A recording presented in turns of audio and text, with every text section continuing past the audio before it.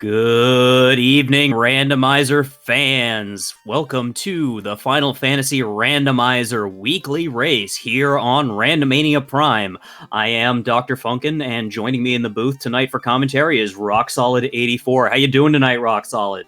I'm doing great, Funkin. Thanks for asking. I'm really excited because we got a great race set up, a community race for everybody to enjoy tonight with some really interesting flags, and we're going to see all kinds of panic and craziness on the screen. I do love me some panic and craziness. So, I hear that we had some classes that were locked in place before this race even started. Do you mind going over that for us? Sure thing. So one of the features of the randomizer is with the flags, you can set exactly which kind of conditions you want to force your runners to choose from when they're going to be making their party selection. So in this particular set, we're going to need to take two party members. That's to say two party members are forced, which can be anything that we want. But the third and fourth members are restricted. That is to say the third member has to be a wizard of some kind, whether that's a red mage, a white mage, or a black mage. And the fourth member has to be a melee character of some kind. That is to say the fighter, the thief, or the black belt. So as we can see, as we look on the screen here, the runners have all gone with a little bit of a different approach. It seems like everybody's going fighter, but a little bit of variation in the mages. Now, are you more of a red wizard guy or a black wizard guy? Well, personally, I'm a red wizard guy, but I believe the fighter and black mage were locked, whereas the bottom two had the flex. Ah, my bad. And speaking of black wizards, we have got Fire 3 and Quad X for starting black magic. Not a bad way to start. We got a good sweeper, and we've got, Quad X, which is very useful, especially in the early game. And we also have level 1 exit, which is going to be fantastic for getting out of dungeons. Yeah, magic is really critical. You love to see a sweeper like that Fire 3, and you love to see a way to get out of a dungeon quickly like exit. So it looks like all of our runners have got the black mage because the black mage was forced, and I believe everyone's got a white mage too. So they'll be making full use of those spells. Absolutely they will.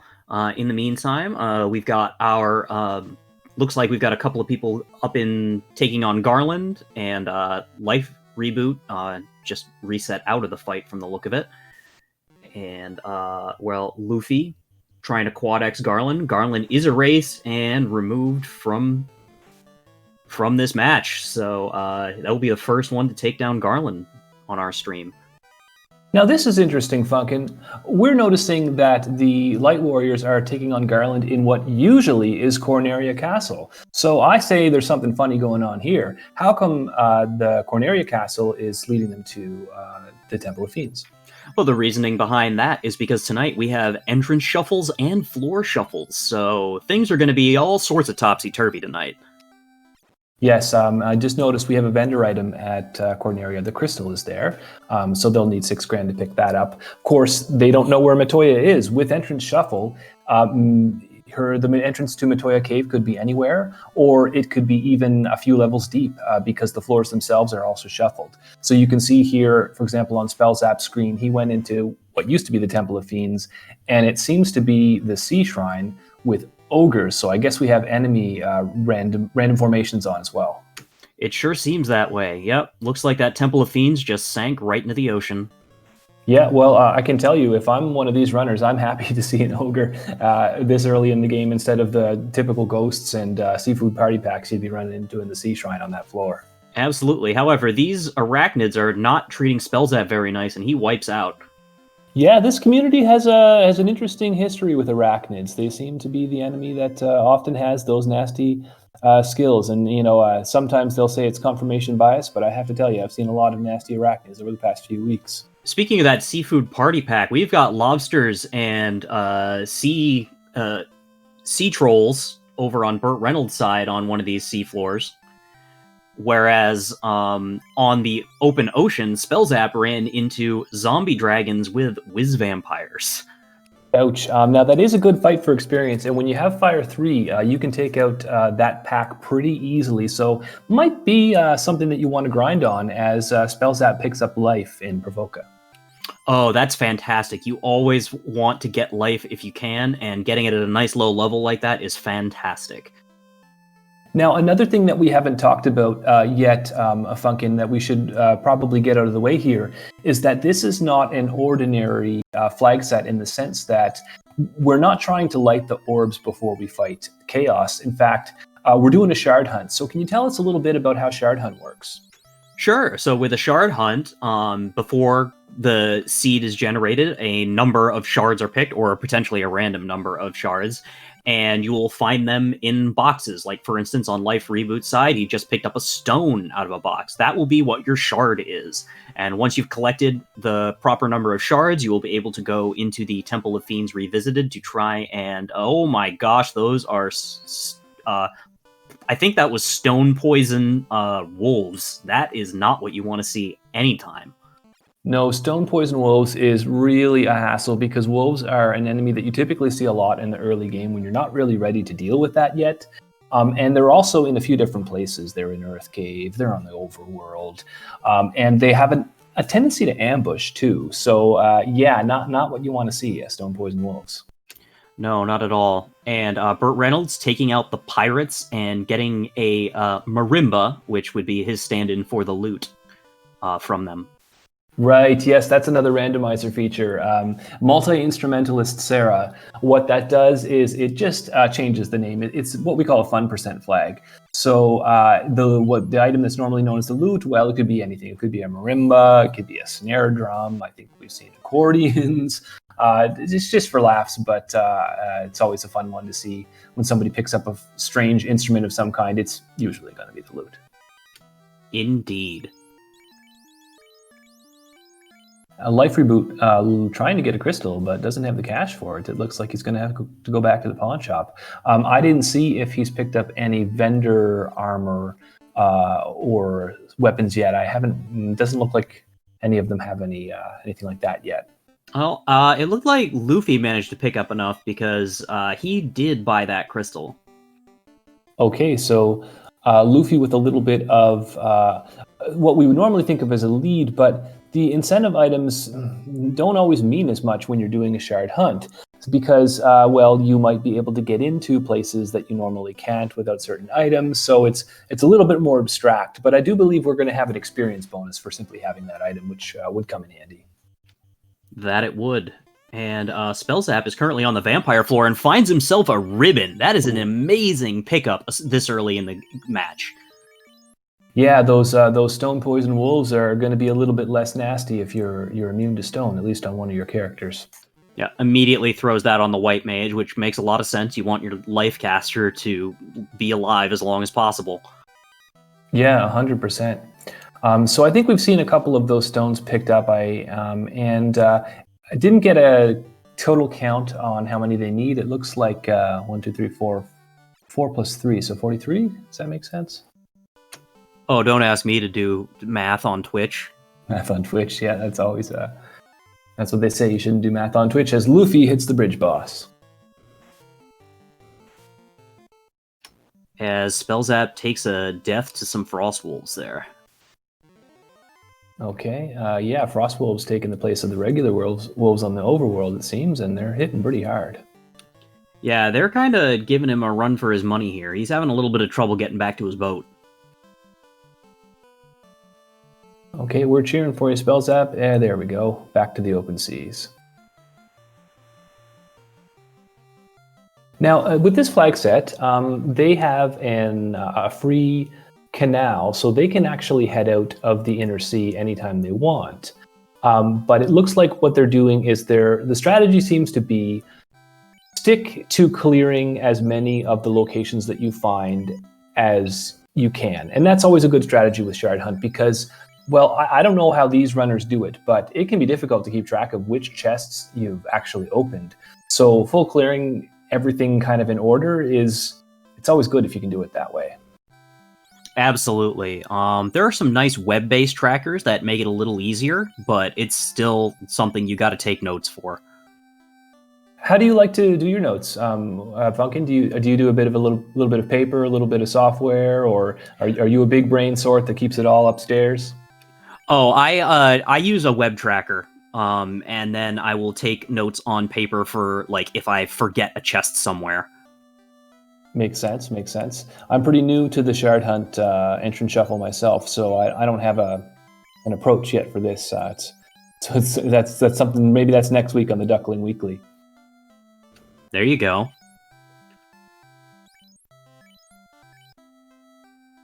The Duckling flags, of course, that's going to be a reference to the community races we have for new players, of which I am one. Basically, what happens is every week on the Discord, a set challenge is kind of thrown down, and everybody gets to run it on their own time and post how they did and talk about the challenges they faced. So it's a great way to learn. And if you're interested in Final Fantasy Randomizer, if you want to give it a shot, definitely come check us out on the Discord, and we'll get you slotted right in there. It's not a problem if you miss the first few weeks. It's sort of a rolling event. Absolutely. We welcome new ducklings in every day of the year.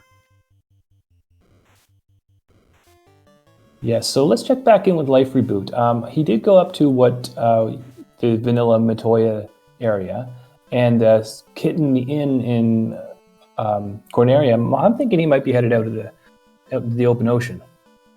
It's very possible. It looks like Luffy is trying to do some kind of grind outside of the of Matoya's cave.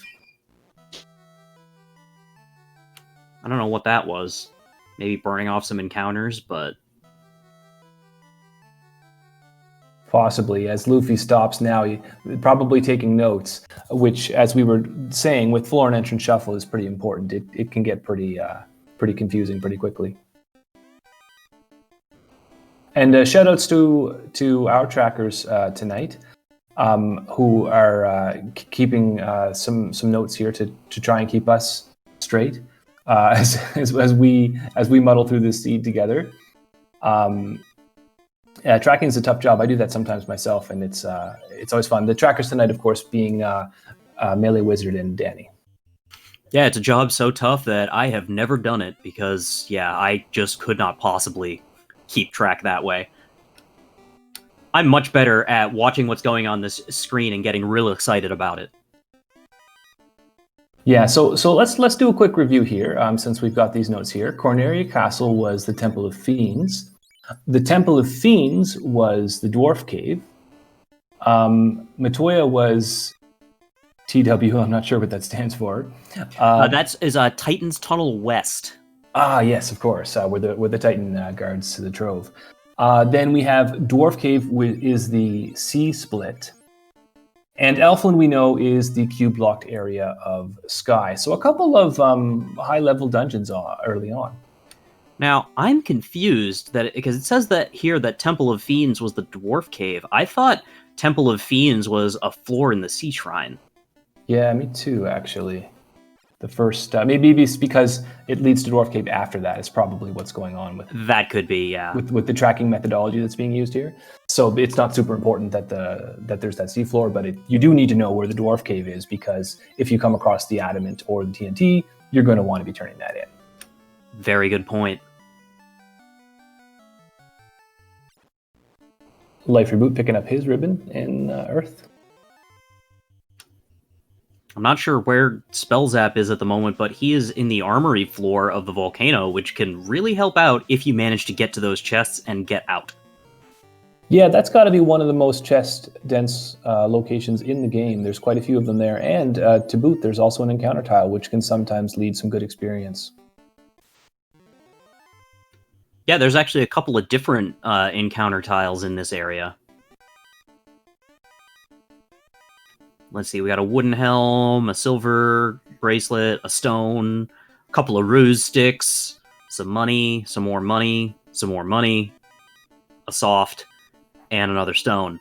And we're going to go ahead and exit out, save those stones. Oh, that's what the Northwest Castle was. It was the armory floor.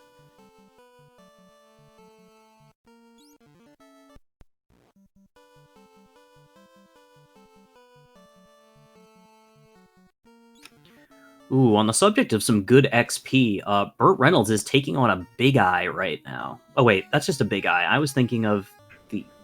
Actually, are the Big Eyes the ones that are worth a ton of XP, or Or is that the odd eye? No, it's the big eye. The big eye is the great shark and the big eye encounter that you just saw on Life Reboot screen. That is worth a big pile of experience. So yeah, actually 2 very high experience encounters. You've got the zombie dragon / whiz vampire encounter, and you've also got the great shark / big eye encounter. Very good experience.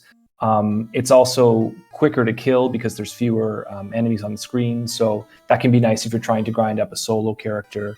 Not as big of a factor in this run because everyone's running fighter with some group of mages, but you like to find encounters like that when you're trying to put levels on a black belt, for example. And Spellzap has found the incentive floor of the Sky Cave and managed to pull the ruby out of it, which we could use to go feed that Titan up at Matoya's cave. Yeah, since we know where that is, that's a pretty good next move. The question that the runners will have to make, though, is do I want to go back now because I know that there's going to be an incentive there that might give me a canoe or a floater, or do I keep pushing on? If it's me, I'm thinking I go back for that incentive item. I want that mobility. What do you think, Funkin? Well, I think that, it looks like Spellzap is going to try and make his way out with it. Personally, it's going to depend on where I am versus how deep I can go. If I feel like I can keep going deeper, I might just go ahead and push on just because, I'm already here. And who knows how far away that incentive is. And that incentive might not even be something useful at the moment. Yeah, that's a good point, especially with Shard Hunt. Now, I think we might be getting another one, another incentive check in Sky here. I'm just double checking to make sure that is in fact an incentive chest, which it is. So we should find out shortly. I was off the screen. Did we see on Spellzap's screen if he? It's the ruby. Oh, that's the ruby. Okay, sorry. Yeah, Spellzap wiped out. Has to go back and get it again.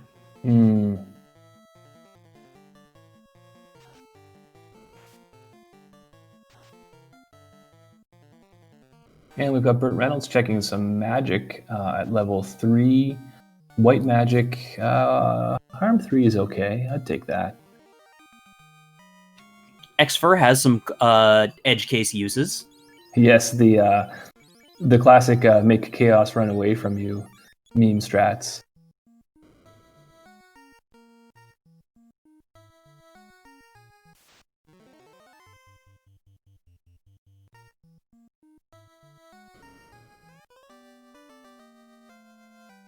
But yeah, digging this ruby out's just been a little tough.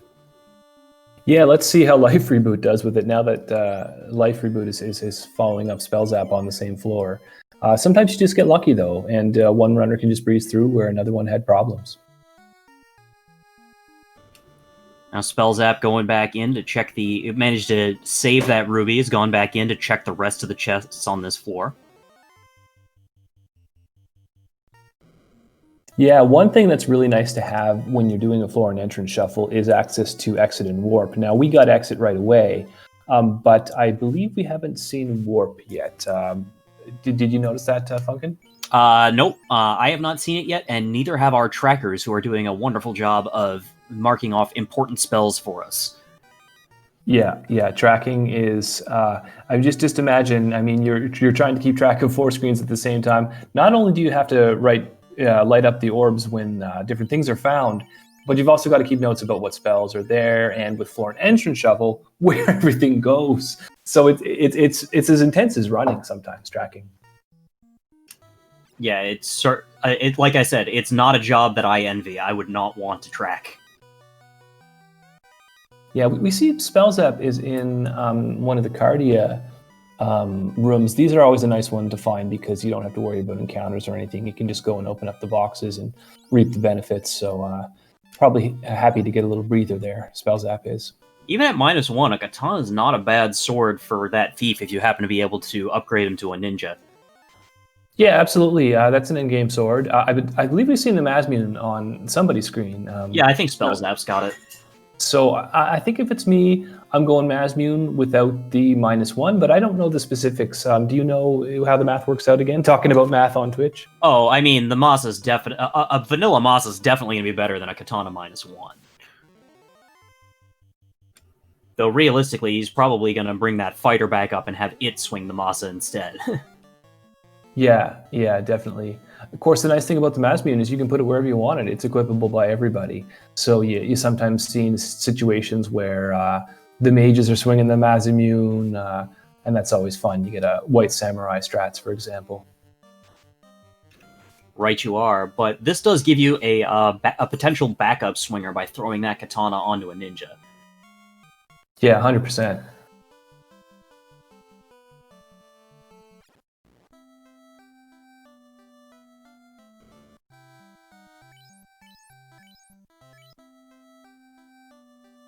So I don't believe we've seen the floater yet. I'm just checking the tracker to see if anybody had picked it up.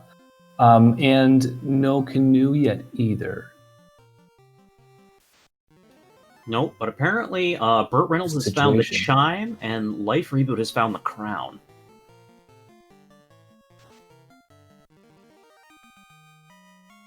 Yes,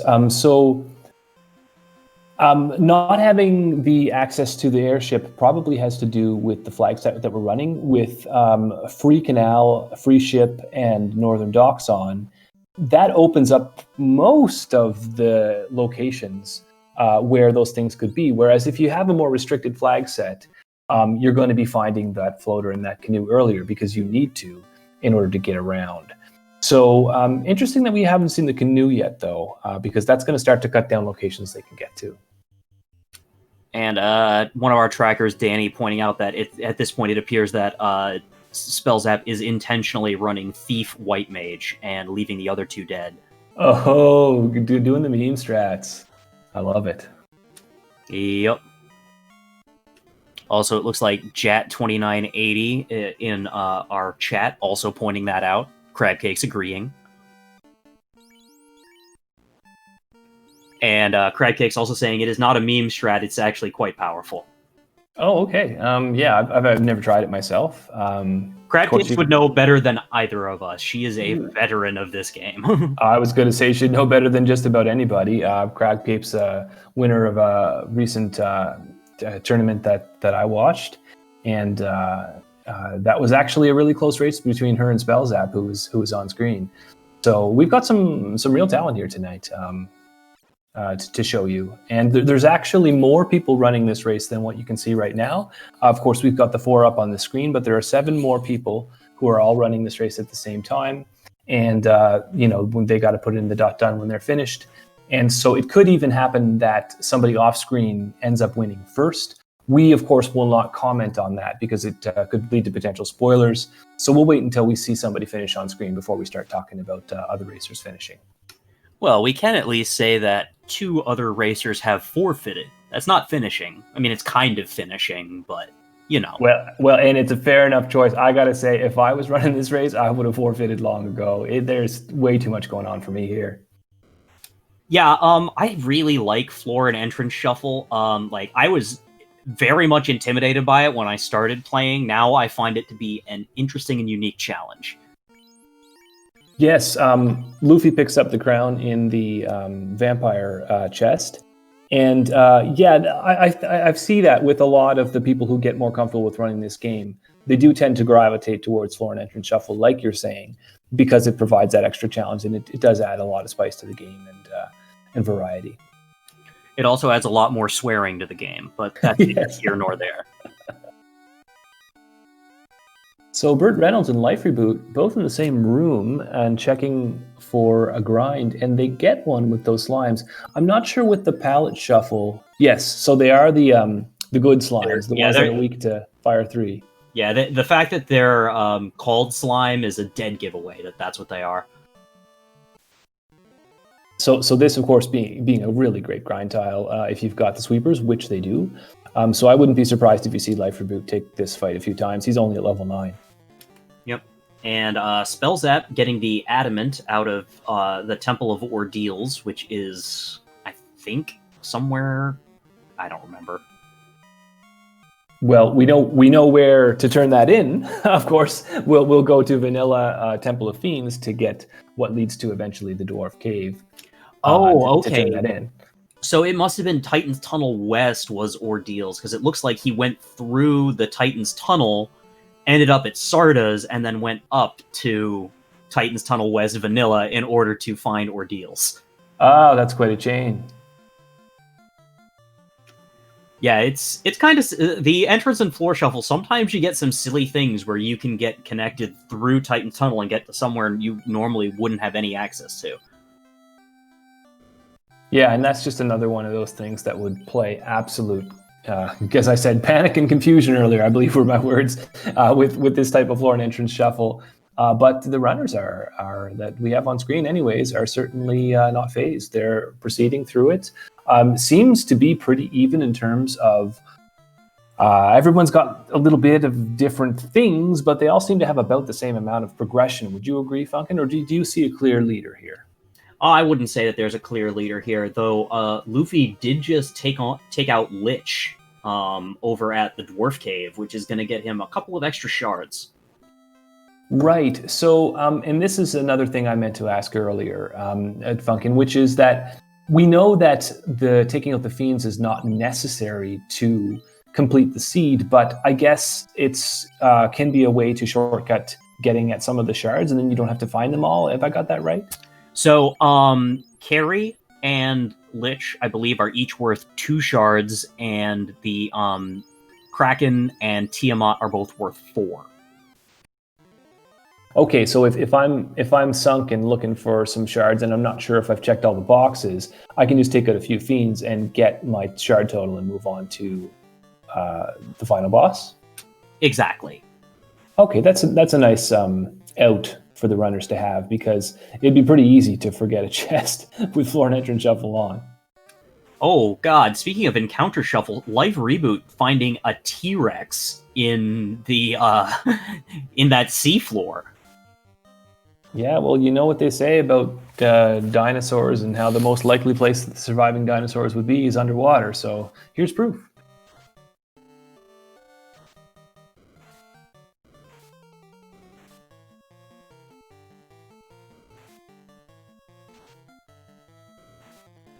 Noticing pirates on Spellzap's screen. That's interesting because that's usually a boss, isn't it? So I think what we're seeing here is the B-side of a trap tile. Do you know anything about that, Falcon? A little bit, but I didn't see which one it was. Apologies. Life Reboot now also taking on Lich. Oh, and Melee Wizard clarifying that he was just at Bicky fighting the pirates. Oh, okay. That would make sense then. Yes. Yeah, he was just fighting the pirates for the sake of fighting the pirates. Okay, thanks, Melee Wizard, taking time off tracking to to let us know what's up. Appreciate that.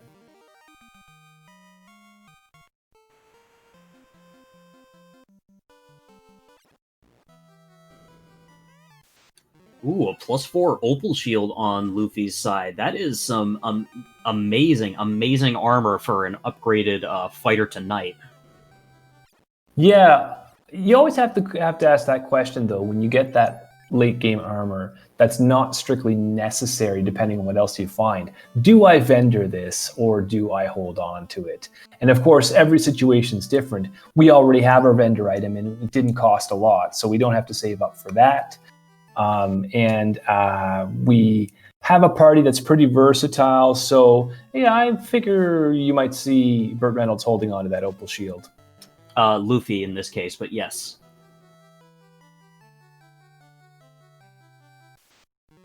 Plus, like, immediately after picking up that shield, Luffy got almost 12k worth of gold from chests, so... Oh, that'll help. A little walking around money. Yeah, that'll get you a couple of level 5 spells when you get over to Melmond.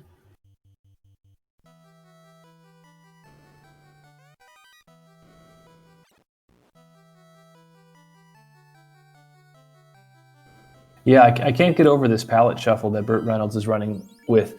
Palette shuffle, of course, is a fun percent flag that changes the enemy colors to be somewhat random. I don't know how many different possibilities there are, but I find it really tricky, or I would find it really tricky to run with because I rely on those colors to know what I'm facing. But of course, as you pointed out to me earlier with the slimes, if you know the name, you shouldn't have that problem. But it's one of those things where I want to make it as easy for myself as possible.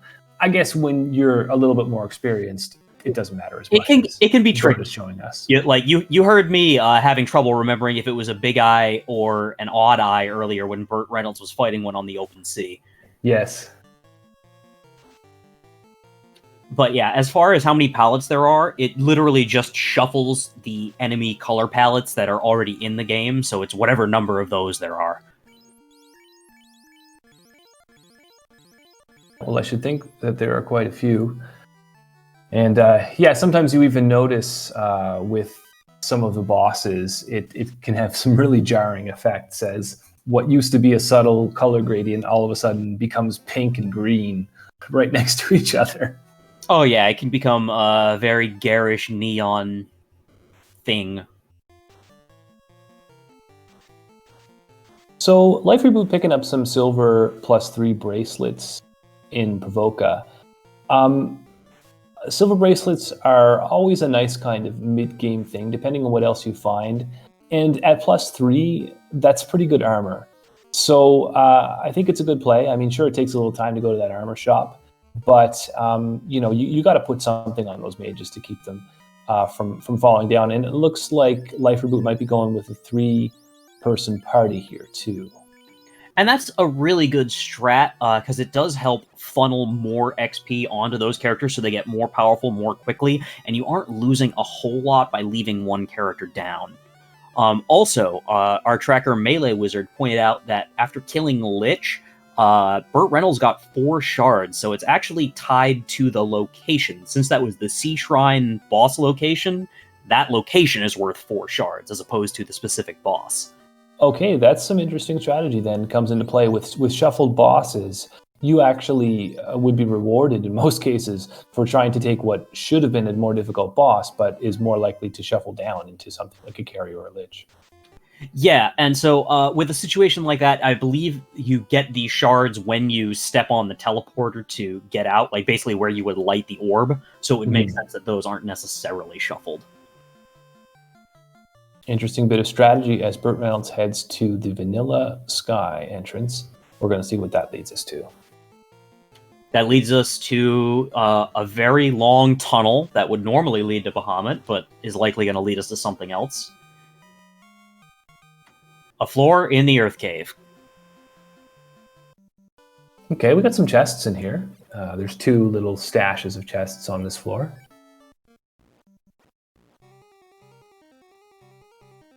Shadow's clarifying that it's the step before the teleporter where the shards get credited.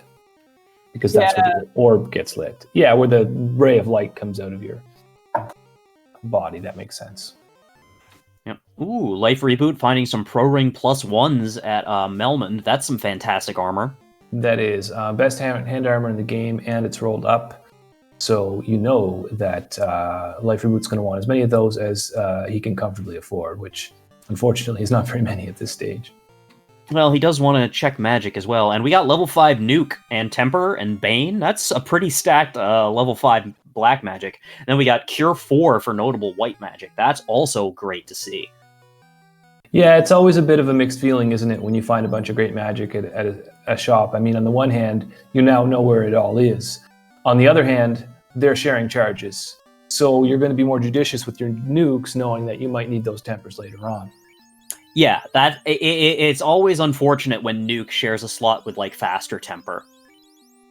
But generally, though, Nuke is there to help you get through the majority of the game, whereas Temper or Fast are there to help you with the Fiends in the Temple of Fiends Revisited.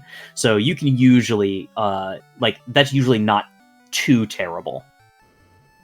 Okay, it looks like Burt Reynolds has found the waterfall floor, and it's been procedurally generated. So this is a randomizer feature, another one, where one of the locations in the game, Waterfall, behind the waterfall where you find the waterfall robot, that is actually kind of, procedurally generated. So it's always a bit of a little maze. It's different every time if this flag is checked. And so you see Burt, for example, just hit a dead end there and has to double back because Burt doesn't know where the door is as he finds it right now. Wow, we missed a lot on Spellzap's side. Managed to find the tail from the blacksmith at Dwarves, and for turning in the TNT that he had got from Sarda, And he also, at some point, found Bahamut and was able to class change his party. Okay, so always looks like you're making progress when you've been able to do that. Of course, it could go either way. As he does, find some Quake armors. That's a +5 Quake shirt. Oh, +5 shirt. Wow. So either the white wizard or the black wizard is going to get their endgame armor. It's the black wizard, unfortunate, considering that black wizard is not coming back up unless he wants a sacrifice for Kraken. Yep, so that's going to have to just be used for its Quake or Vendered, I guess. I mean, having Quake on a stick isn't necessarily bad. That's an extra sweeper. True, yeah, Earth-based, so not a lot of enemies have resistances to it. I can't recall if he's already come across Lich, but Lich is weak to Quake, and you can Quake Lich. And Burt Reynolds has found the floater in that Mirage Tower. Which was Waterfall, right? Right, yes. Gotta love entrance shuffle. makes it fun. So yeah, with the floater, all Burt will need is the canoe in order to really start moving around. And I would say that movement might give Burt the lead, but I mean, Belzap looks like he's done a lot of progress. Did he just find a second Masa and another ribbon in the greater than less than room? Swords for days. Swords for days. And protection, too. Absolutely. Can't complain about that.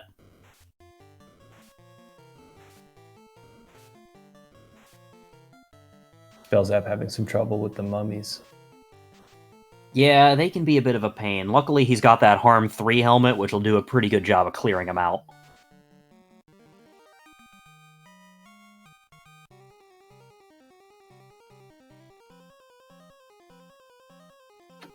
Yeah, looks like he's trying to run that treasure out rather than dive deeper at this point, which makes a lot of sense. The white mage is down. You don't want to run into something that's going to wipe all your progress.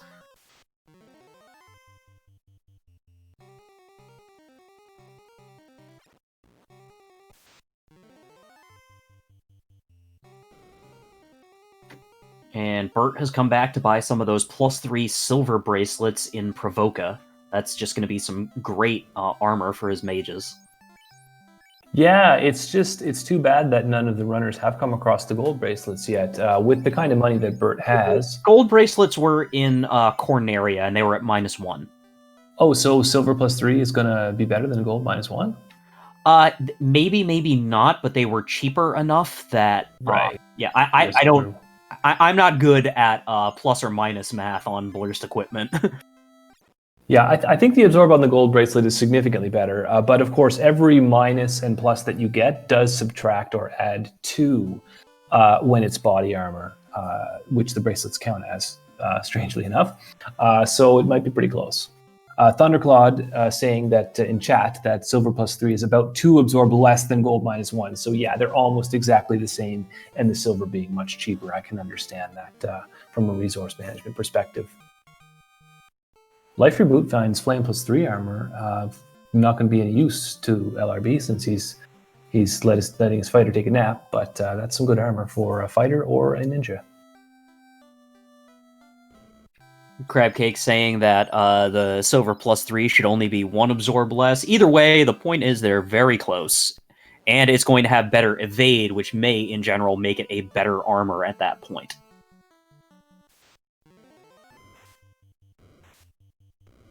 Oh, we've got an eye as... I'm not sure if that was the trap tile where the blue D is, or if it was just on the...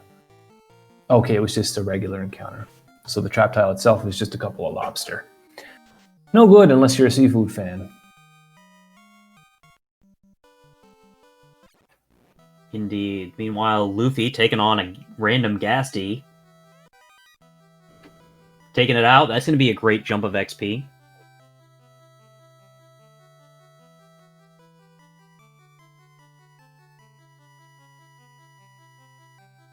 Yep, and Spellzap is about to get a look at the C incentive. We have I don't think C was incentivized, because that was just a stone. Yeah, just a stone, but still, that's one more. That's one more shard.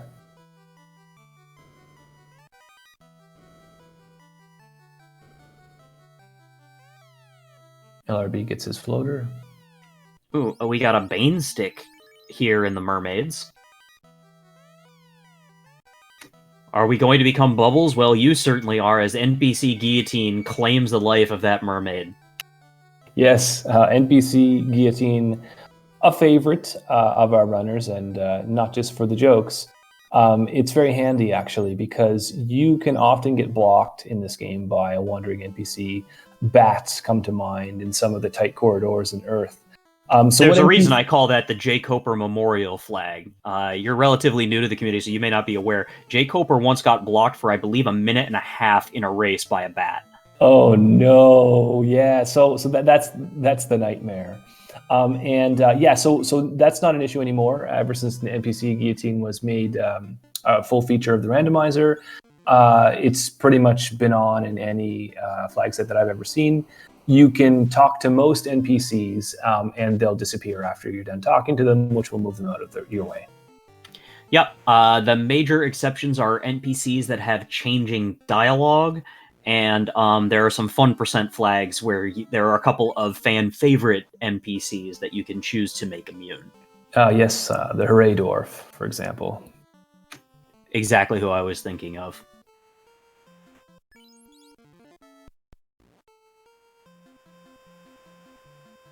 Well, looks like Burt Reynolds is team steak, because that Tyro was definitely looking tasty, but he ended up having to run away. Yep. Another one of our fun percent flags. You can choose to be team friend or team steak. Steak turns the art for the Tyro into a great big steak. Yep. Tyros are friends, not food, Funkin. Let's be real here. I don't know, it was looking awfully delicious on Bert's screen.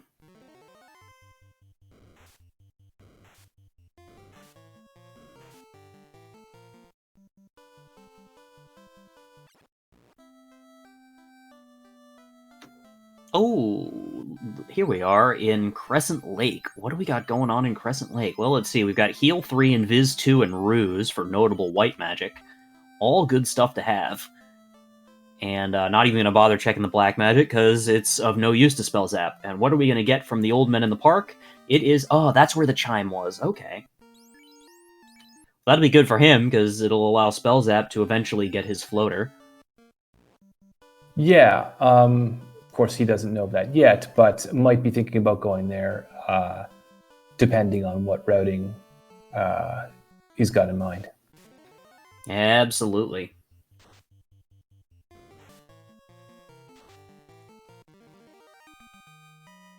Meanwhile, Luffy's stocking up on level 5 magic.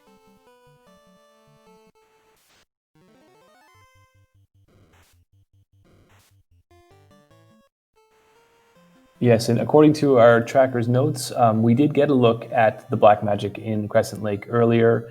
It's not particularly notable anyway. Fire 2 and Lit 2 being the big finds in there. Yeah, that's fair enough.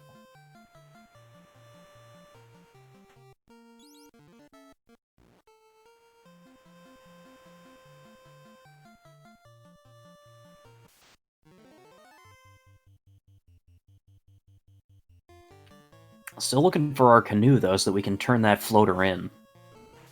Yeah, this seed has been withholding that canoe for sure, as nobody on screen has found it yet. At this point, I have to figure it's in Vanilla Waterfall. I don't know that there's anywhere else they haven't checked. Did they do vanilla? Oh yes, they can't check vanilla ordeals because they don't have the canoe or the airship. Exactly. Or it'll be an item, or it'll be a quest turn-in chain that leads to the canoe. Yeah, of course. But even that would be tricky because, the question would have to be available. Now, we know where Dwarves is, but we've seen at least one of those turn-ins already. We've seen them both, I believe. We've seen them both, okay. Yeah. because the TNT became the tail. Right. Oh, okay.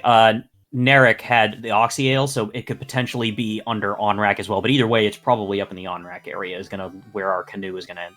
Wait, no, because we need the canoe to get up into On. Well, no, because we've got the extended progression on, so we can at least get to Onrak. We can get to Onrak, but not to the waterfall cave. Yes. And we were talking about how the sea shrine isn't incentivized, but of course, Onrak could be anything.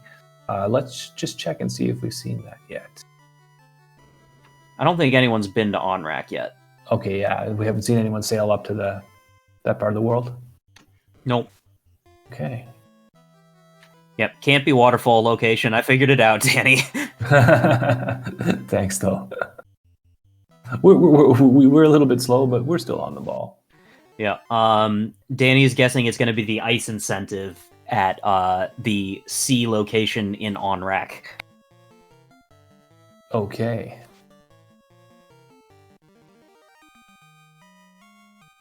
Yeah, so Now, that's quite a guess, though, because you're calling both where it is and what specific floor it's going to be on.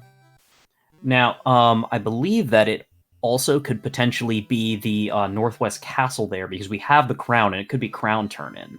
Oh, have we not turned the crown in yet? No, I don't believe so. Okay. Yeah, 3 of the 4 runners on the screen do have that crown.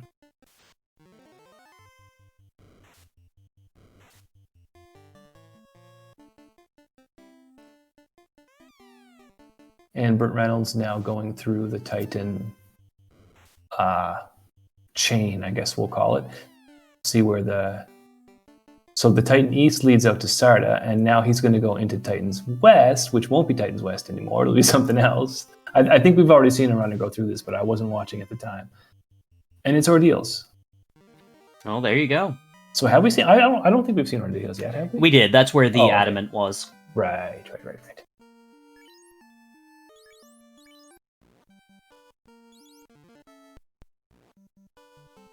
Oh, Luffy looking like he might be taking a wipe to these rock goals. Though I shouldn't count him out just yet. There is Massa that's being swung. Yeah, it just makes it through. That's a lot of experience points, 14,000. Yeah, can't more XP than you could shake a stick at. Or Masmia. I mean, it's a stick. It's a really sharp stick. True.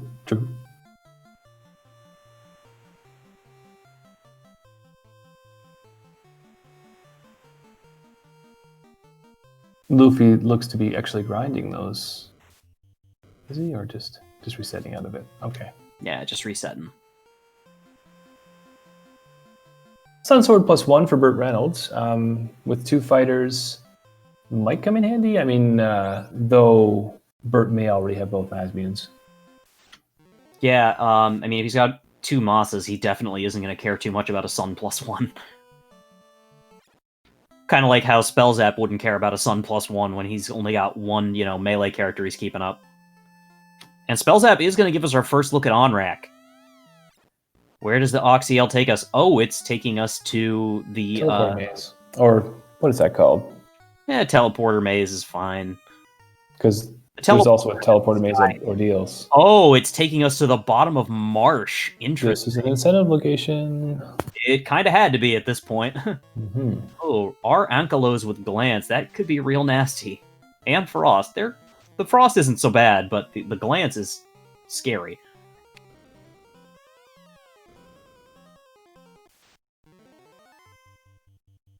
Yeah, Red Ankylos, the tanks of Final Fantasy 1. Indeed.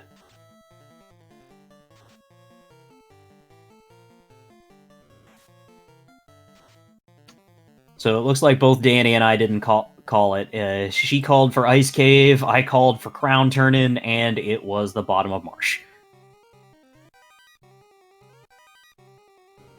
Oh, you know what else this could be?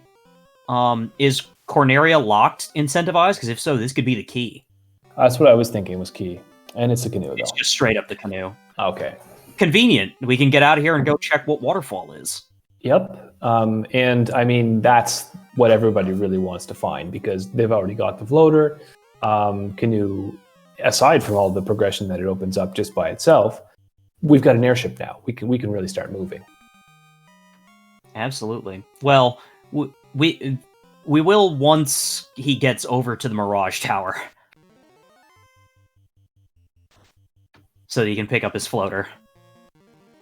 Oh, Spellzap doesn't have the floater yet. Yes. Yeah, Burt Reynolds is, I believe, the only person on stream who's picked up the floater. Oh, so we have Life Reboot has as well. So we have a situation where one runner has one piece and the other runner has the other. And who will find the other piece first? Oof. Spellzap going in on this T-Rex, hoping to... Yep, and takes it down. That's going to be a ton of XP. Burt Reynolds finds max gold and a ribbon next to each other. That's some pretty hefty finds. It certainly is. Spellzap, in the process of burning off some encounters, finds some red hydras. Yeah, pretty good experience fight, isn't that? It certainly is, and they don't hit very hard, so it's a nice, easy one to take to grab a quick level or two. And, oh, hey, we got Ice Cave incentive up at Waterfall. Oh, Danny wasn't that far away. No, just a little bit. Just a little north. Now, I'm guessing the way that this works is those holes in the ground are going to lead to the same place they always do. Exactly. And we'll have this kind of loop. We'll all be still connected to itself. It's just like the teleporter maze in Ordeals. It does not get shuffled in entrance floor shuffle. Yeah, makes sense. Ooh, purple worms. That is the most XP dense tile in the game. It sure is. And was that the tile, the trap tile next to the doorway? I don't know if that was a trap tile or... Oh my god, that was so much. Yeah, it was a trap tile next to the third masa. That's a bonanza. All the experience you could want. An additional sword that may not even be useful, although you can see Spellzap is taking it on. He dropped it. Or did he trade it? He probably traded it. I don't know.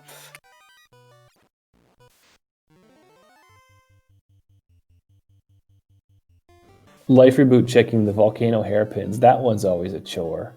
You hate to have to do that. But in Shard Hunt, it's something you got to do. Yeah, in Shard Hunt, I do not leave chests unopened in an area.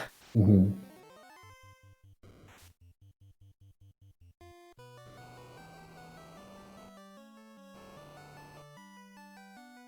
Spellzap, oh, go ahead. I was to say, speaking of chests to not leave unopened, there are plenty of them here in Ice Cave. Yeah, that's right. It's got a lot of chests. They're pretty close together too, so that's another nice part of it.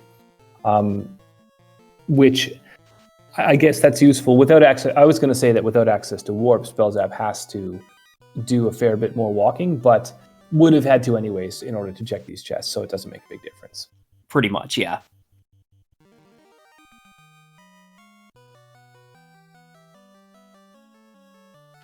Chat saying if only the ninja could dual wield.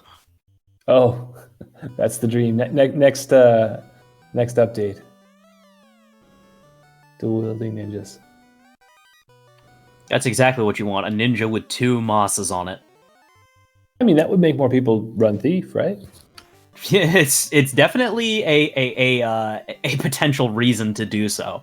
You know, why not turn the ninja into the highest DPS character of the game, you know, to make up for the lack in defense. And you know, the spells are nice, but there's some versatility that a ninja has that makes it worth having. But it's and the nice thing about a thief is just that run chance in the early game. Oh, for sure. I'm a big fan of running with the thief in my party and then just letting him take a nap once I hit level 12 or so. Oh, there's that rod for that rod floor we found forever ago.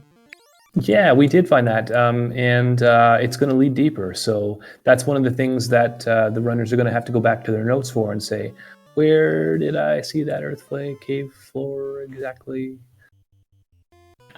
And so Danny did double check for us. Spells app made room in the inventory for that third Masa and then dropped it. And then dropped it. What a jokester. Absolute champion. I love it. That's the stuff that the champs are made of, for sure. And as we thought might happen, Spells app is taking this purple worm fight again. This is a great way to just gain enough levels to make sure the end game isn't going to be a problem. Yeah, Spells app and Luffy both taking advantage of that tile, and I don't blame them one bit. This is where you get your grind done. Yeah, I mean, sure they can hit pretty hard if you're not careful, as he found out as his white mage went down. So he's gonna have to go back down to on rack real quick to bring him back. But yeah, that's a bit of a setback. Although it does mean that he can level up his main damage dealer a lot faster, which it seems like he's sticking with that approach. Yeah, I mean, on average, it's hitting for 20 to 50 per swing, which isn't terrible. So, and he's one-shotting these worms. So, yes, I just want to point out Burt Reynolds found fast at level 7 on rack. So that's a very useful spell at a pretty high level, though. Yeah, I mean, if you can get it, it's nice to have at least one cast for be it Chaos or if one of the earlier fiends is nasty. Yeah, and you'd rather see fast at the high level than temper, because you want a lot of temper charges, whereas with fast you can only cast it once per fight anyways. So it's okay if you've only got a few shots of it. Exactly.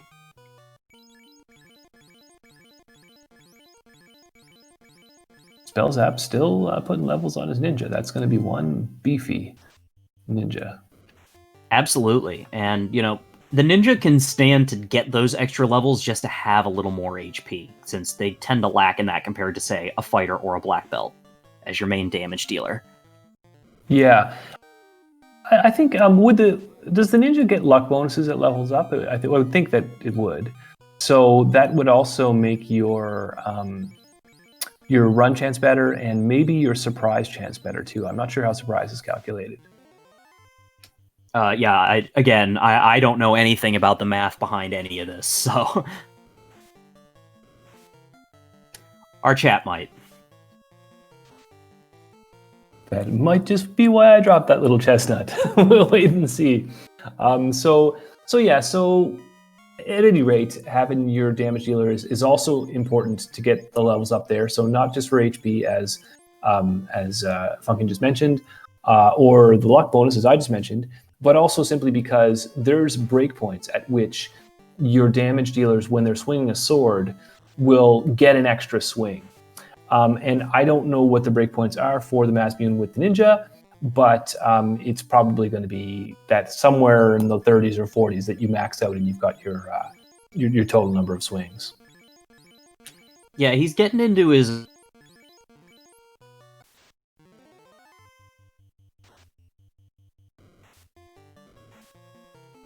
Okay, I think we might have lost Funkin for a moment, although I'm sure... I'm back. Okay, there he is. Discord decided it needed to install an update right that second. Well, it was a critical update.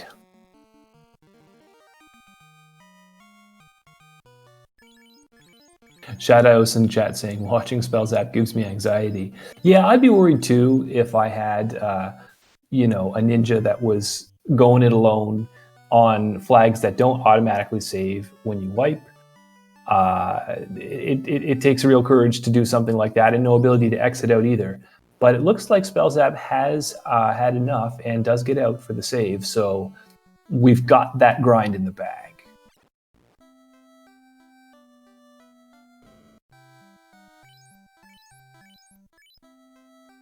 Spells app heading back now to revive at least the white mage, and I think, it'll just be the white mage that comes back up. Of course, we saw that third Masmuin get dumped, so it's pretty clear what Spells app plans on doing in terms of two-manning all the way through to the end of the game, which with a ninja and a white wizard looks like it might be a pretty good play.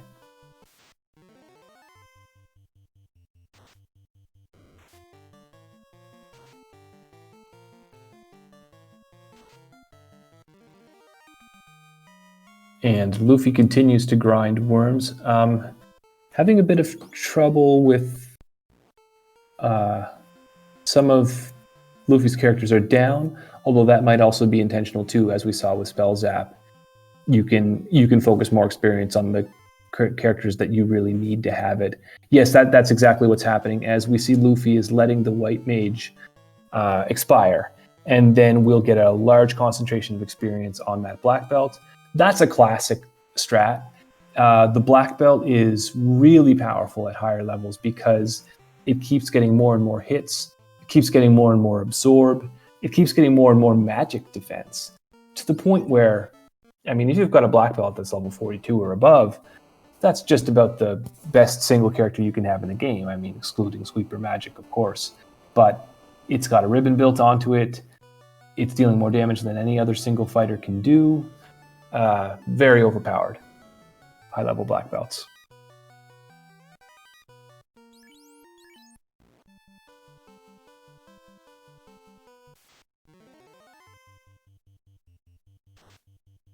Yeah, so Burt Reynolds picks up his rod and decides that he's done with this continent for now, heads back out to sea.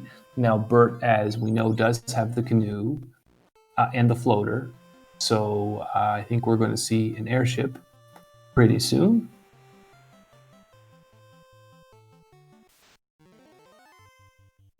As Burt seems to be headed in that direction. Oh, but this is a good play first. Bert's actually using his ship to access the vanilla ordeals. That's a pro move, because if you go there with the airship, you have to actually park quite far away from the entrance to ordeals. Whereas if you go by canoe, well, you're right there. As Bert finds a volcano floor, goes deeper into Acardia Isles. So this will be a dead end with a couple of chests in it. Bert will check them all and keep moving, likely towards that airship, I would think.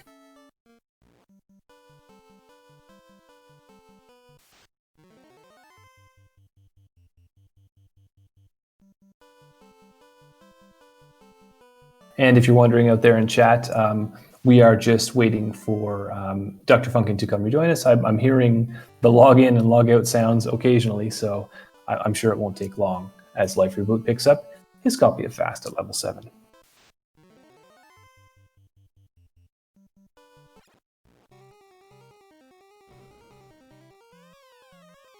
Now, I'm not sure where Bert is going right now because, okay, as you hear, it heads north. There we go. Wow, that's map knowledge, I tell you.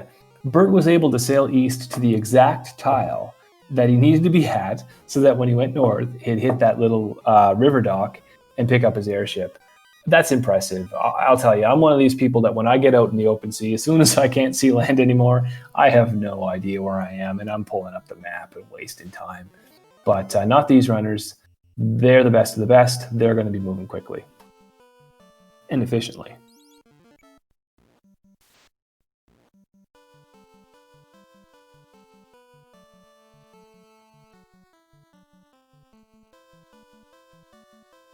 So Life Reboot heading to this important incentive check in ice, and of course going to bypass the grind tile that we saw Spell Zap and Luffy take advantage of.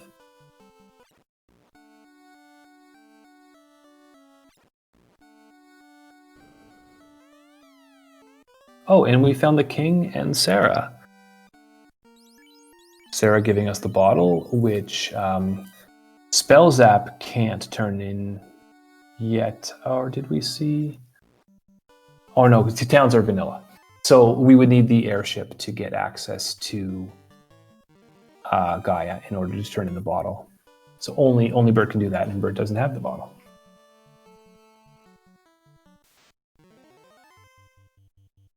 Really noticing an interesting distinction I find going back and forth a lot between Bert's and Spell Zap's screens, where they're both making progress, but just in a different direction. And that's really exciting because it means you don't know which one of them is ahead. You have to give an edge to somebody with an airship, though, and Spell Zap did get a really great grind done, although Bert's levels seem pretty good too. So yeah, it's still too close to call, I think. Funky, you back with us? Oh, still struggling, I guess. That's all right.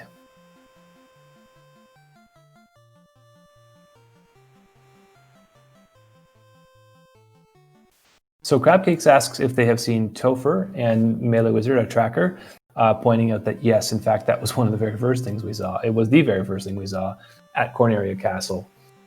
So they at least know that. That's a good piece of knowledge to have, because that's where you're going to want to go once you have all your shards. And I think some of our runners are getting pretty close at this point.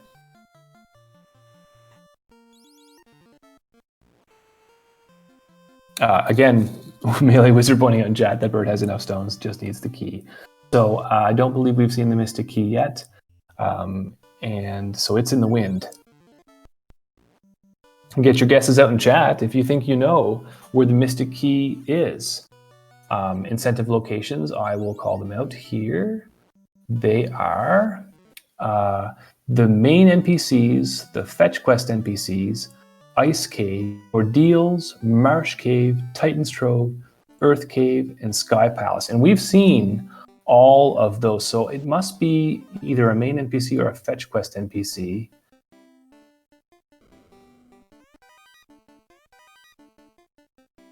I don't think we've seen the bottle turn in, so that could be that. And Shadow's also backing up the bottle for key theory.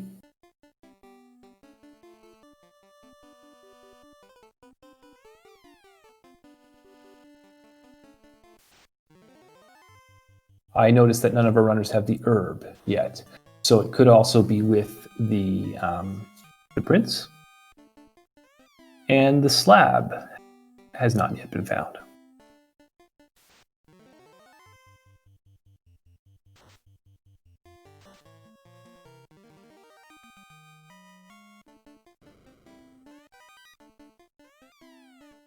Okay, Bert giving us some new information and checking out the various Cardia Isles entrances. This is a pretty big bonanza when you're running floor and entrance shuffle, because there's a lot of checks here. They're all very close together, and any one of them could be a big long chain of floors all stacked together. Some of the floors in floor and entrance shuffle can actually split, and the trackers will record that as Marsh split, for example. We call it Marsh split because when you go in, there's two possible ways that you could go out of it. One of which in the normal game leads you up to the top of Marsh, and the other one which leads you down to the bottom of Marsh. The Sea Shrine also has a split like that. The split on the right-hand side normally goes to where the mermaids are. The split on the left-hand side goes to, eventually, to Kraken. Shadows revising the prediction and saying bottle into slab, into herb, into key. That would just be an awful chain to have to go through with floor and entrance shuffle, trying to remember where everything is. Life Reboot does get that bottle, and Spell Zap gets the floater. So Spell Zap right there with Bert. I mean, in terms of items found, just in a different order, it seems.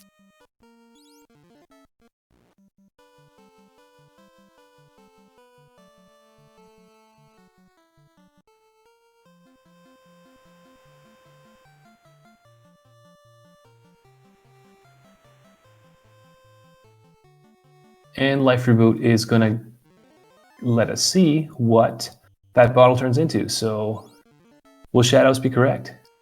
Will it go straight to the key, or will it send us through a hideous chain of fetch quests first? It is the herb. So okay, so it did not exactly the link that Shadows gave us, but it could still be a long chain. Melee Wizard calling it key at northwest. And Burt Reynolds actually has it, so that must have just happened. So okay, so Burt Reynolds looking pretty good then, with access to the key, all the shards, and knows where Topher is. So it's just a matter of, does he have the equipment that he needs? He's still checking chests, so maybe wants some more armor.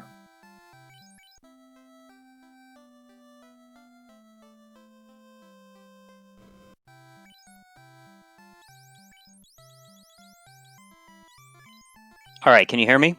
Hello, yes. Okay, I had to swap to my laptop. My desktop just stopped recognizing my microphone, both of my microphones. It's weird. Yeah, no worries. We've just been hanging out. I don't know if you've been able to keep track of what's been going on, but Burt Reynolds is in go mode. Has the Oh, key, wow. has all of the shards, and is already back at where Topher is going to be and about to do a dive. It looks like. Oh, well then. Go Bert. Now, I would say that Spell Zap is going to be the next one in, as Spell Zap picks up the herb, which we know is going to lead him to. Well, the key's at Northwest Castle, anyways, but I don't know where that is.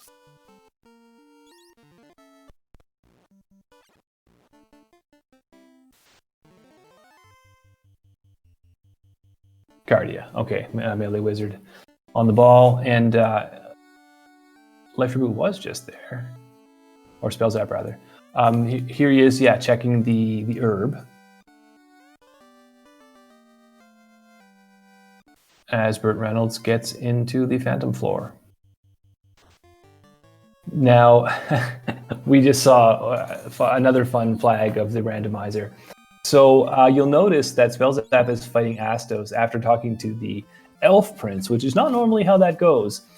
So that's what's called the Shuffled Astos flag. It's kind of a troll flag, but basically, as the name suggests, instead of Astos ambushing you after you talk to Astos, Astos is masquerading. He's out there. He's got his little disguise on, and any important NPC that you talk to that normally hands you an incentive item could be the Mad King. So it's always a little bit of fun to see, who Astos ends up being. Can be pretty trolly if it's the King or Sarah, and you run into him right at the beginning of the game after you defeat Garland. So when you're playing with flags that have shuffled Astos, it's a good idea to save after defeating Garland. It absolutely would be in that case. Yeah. And Shadows, just pointing out that Spellzap is following chain instead of remaining entrances, which is what I would do. So can't blame for that play. No, not at all. We, having perfect knowledge, know that that's not the right play. But from what he can know, what he can see, it does make sense. Yeah, absolutely. And we know that he's going to turn in that slab and get something that's not particularly helpful, like a white shirt or a Thor hammer.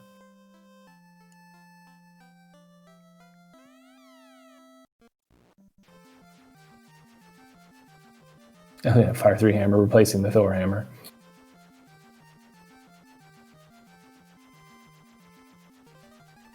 So An interesting swap.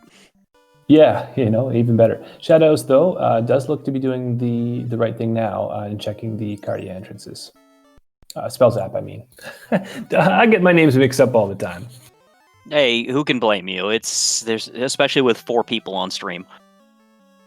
And 45 more in chat. Just want to shout out to our audience and everybody who's following along and having fun with this race tonight. It's always fun with people jumping in and making in those comments and making predictions and adding to the game. That's what makes, for me, that's what makes Randomizer really a treat, is getting to participate in all of this live. Absolutely. The community is one of the best parts about this game. Yeah, so Burt Reynolds is already on to carry. I kind of like the palette swap. It looks like it's intentional. What's that one from, I wonder? Kind of a coral and brown. What enemy would have that normally? Some people are really good at guessing that, guessing the palette. Yeah, that's not something that I am good for. I think it might be a big eye. Yeah, it could be. Although I thought they had a bit more red to them. Well, I mean, those are just the colors. I mean, the way Carrie's set up, it may put those colors in a different location. Right, of course.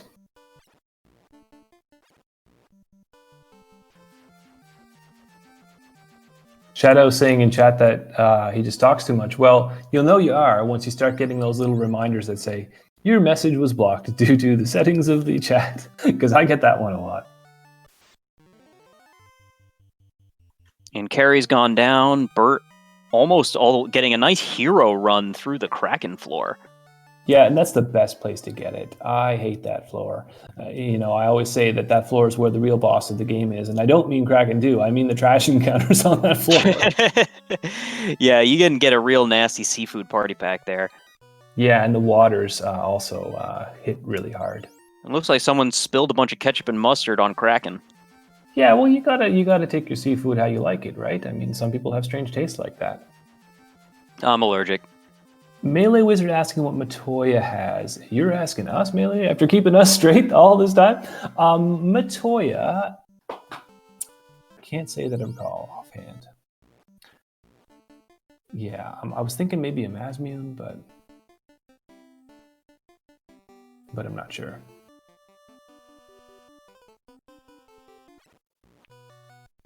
Ooh, Kraken coming out with Lit 3, gonna take out the Black Mage. Meanwhile, we're getting 3 hits for 87 damage and 1 hit for 22 damage. That is a dodgy and absorby Kraken 2. It is, but on the subject of Kraken, I just want to shout out that life reboot with the Brack strats, taking out Kraken 1 with the Brack spell. Always fun when you can Bracken the Kraken. Indeed, as Burt Reynolds is still struggling with that Kraken 2, of course, is always a tough boss, and I think with this scaling, we've got 100 to 200% capped stats and HP, so it's going to be at least as difficult as it usually is, and probably a little bit more. Yeah, and it's still hitting fairly hard. That was like 7 hits for 500-something damage when it swung on that first fighter.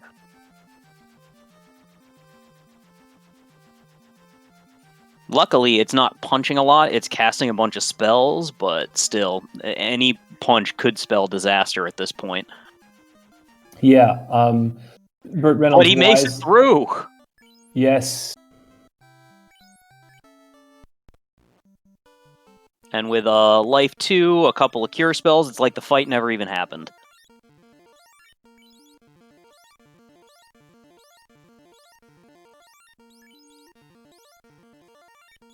Yeah, so only 2 bosses left for Burt Reynolds, and in my opinion, the most challenging one is behind him. So, of course, we don't want to do any commentators cursing here. There is still a chance that there could be serious skills on Tiamat or Chaos. I don't think we've seen Nuke or Nuclear from anybody yet. We definitely haven't. In the meantime, we're throwing out some ruses on both of those fighters. They've each got a ruse stick. And we're going to go ahead and temper up one of them as well. Swinging in for, I think that was 444 damage off Tiamat. Tiamat also hitting very hard. Yeah, 4 hits for 444. And kind of threw Burt off his game a little bit. Now he's taking a test swing. 3 hits, 260. That's not terrible. Throwing out a Brack just because. Curing up that fighter, and there's the nuke. Goodbye to that first fighter, almost goodbye to the White Mage, and goodbye to the Black Mage. Gonna throw out a Cure 4 on the White Mage to try and keep it alive. 3 hits for 166. Ooh, that fighter's down to 30 health. That is no good for Burt.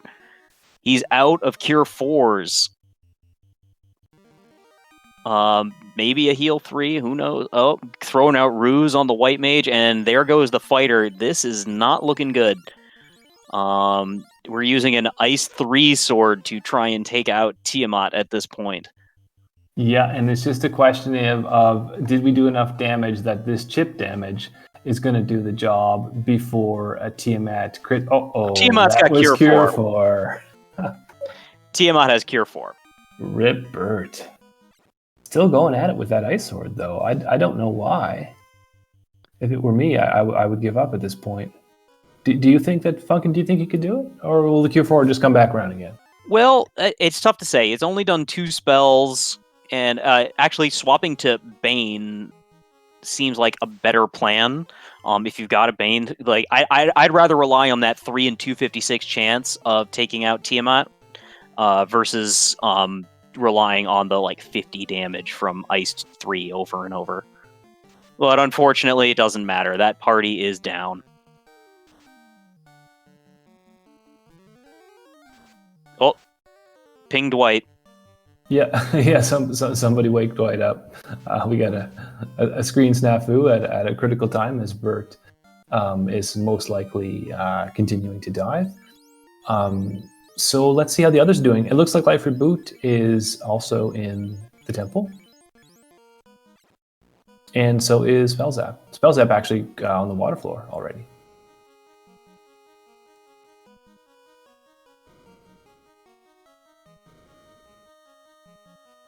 So yeah, so we just saw that we're going to be dealing with a hard-hitting Kraken, though also has some spells which will help soften the blow a little bit.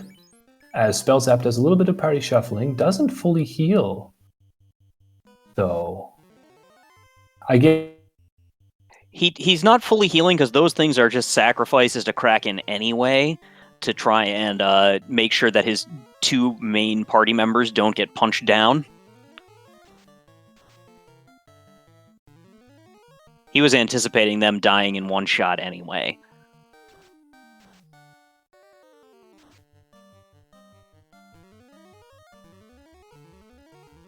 Yeah, so we've got Spellzap going with sort of a healing, making sure to keep the HP high, because Spellzap is concerned that that nuke will come out and potentially max roll on the White Mage. Danny is telling us that after Bert's wipe there, he did forfeit from the race. Oh, that's too bad. We had a leader there, so that of course is good news for Spellzap, who is now our on-screen leader in terms of progression, with Life Reboot not far behind, and manages to keep both party members alive and take out Kraken. Okay, I have to say I wasn't super optimistic that that's what would happen, but Spellzap showing why he's the veteran. Well, that White Samurai strat you talked about worked out real well there, because even the White Mage was swinging for significant damage on Kraken. Yeah, and that's why people say, like, don't sleep on the White Samurai. It's it's a character that's usually very well defended in terms of the armor that it's got on it and its party position. So by the time that you start going to work with that Mazmune, probably got full invis stacks, probably got a weakened boss. So as you can see, that's what Spellzap's doing now. He's using that ruse stick to get up to the 6 stacks of evade very quickly. Yep. And gonna go ahead and throw Saber on that ninja, and oof, there comes the nuke. Luckily survives. That's what you don't want to see when you're relying on a White Samurai strat, because the HP growth on the White Mage gets away with a miss there, though. Yep, I mean, that's what the 6 stacks of evade are there for, is so that when Tiamat swings, Tiamat don't hit. And considering how much damage he saw it do to Deng and Deng 2, no surprise there that he wants those misses. But now we're swinging, we're doing some damage. Tiamat's swinging and missing. Luckily, it's actually lucky that Tiamat's being punchy, considering the spells that Tiamat has. Because at any point now, Tiamat could throw out that Cure 4 and really throw a wrench in Spellzap's plan. Yeah, don't say it. I'm not even thinking it. There it is. Oh, it's there. And there it comes. So another Saber goes out. Tiamat coming in with Bane, ineffective. Yeah, and now we're at hold A and pray on the ninja, while the White Mage waits, since it was not hitting as hard as he would like. Yeah, this situation, of course, a lot different than what Bert was in. We can do serious damage, enough that we should be able to get through before that Cure 4 comes back around. Question is, where's that nuke? Dunno, but Tiamat's got to be getting close to dead at this point. It's been taking some real heavy hits from that ninja. 650, there it goes. There it goes. Yeah, couldn't have been too much higher, because with 100 to 200% scaling, you're looking at a maximum of something like 2,200 HP. So, yeah, we're not dealing with the 3,000 HP Tia or anything like this. Spellzap gets ambushed by some cowardly Grimps and a werewolf, and successfully makes it to Chaos. Yeah, what are they doing on the final floor?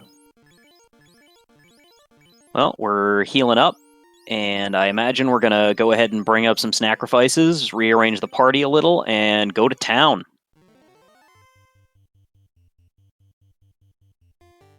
And to start off, we have got Ruse Sticks coming out from the two main party members. Chaos comes out with Lit 2, immediately takes out the two sacrificial lambs.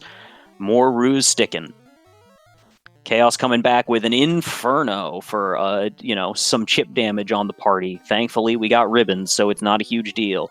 Ruse, again, is going to max out the ninja, while Heal 3 is going to come up and heal up that damage. And Chaos, with his own nuke, nearly dropping the White Mage.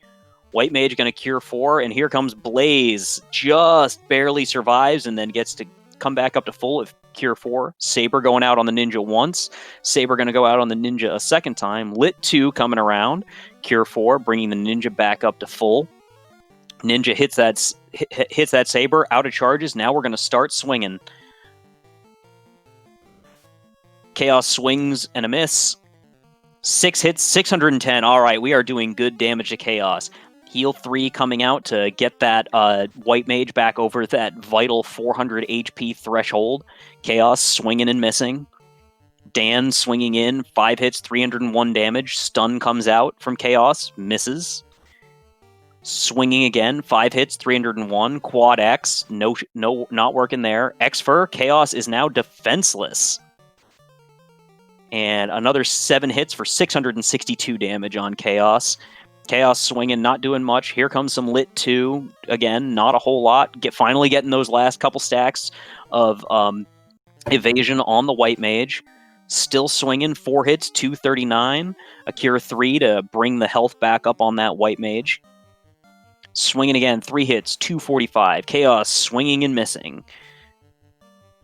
6 hits, 583. Chaos coming out with a nuclear. That White Mage is reeling. Hitting that final Cure 4, decides to throw it on the ninja to see if we can just get through. Chaos swinging and missing. Throwing out the Quake shirt. See if we can take Chaos down. Ineffective. 5 hits, 852, and Chaos is terminated. What a battle. What a war. Takes all the resources that Spell Zap has. And just at that point where the White Mage was down on one knee, we have our on-screen winner at 1 hour and 25 minutes. GG Spell Zap. Absolutely, GG. The actual winner coming in first was Caleb with an official race time of 1 hour 18 minutes and 9 seconds.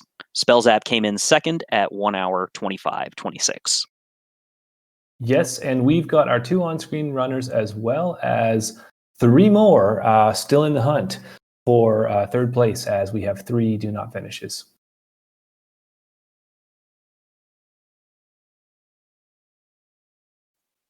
Life Reboot also doing Ice 3 strats on that Tiamat.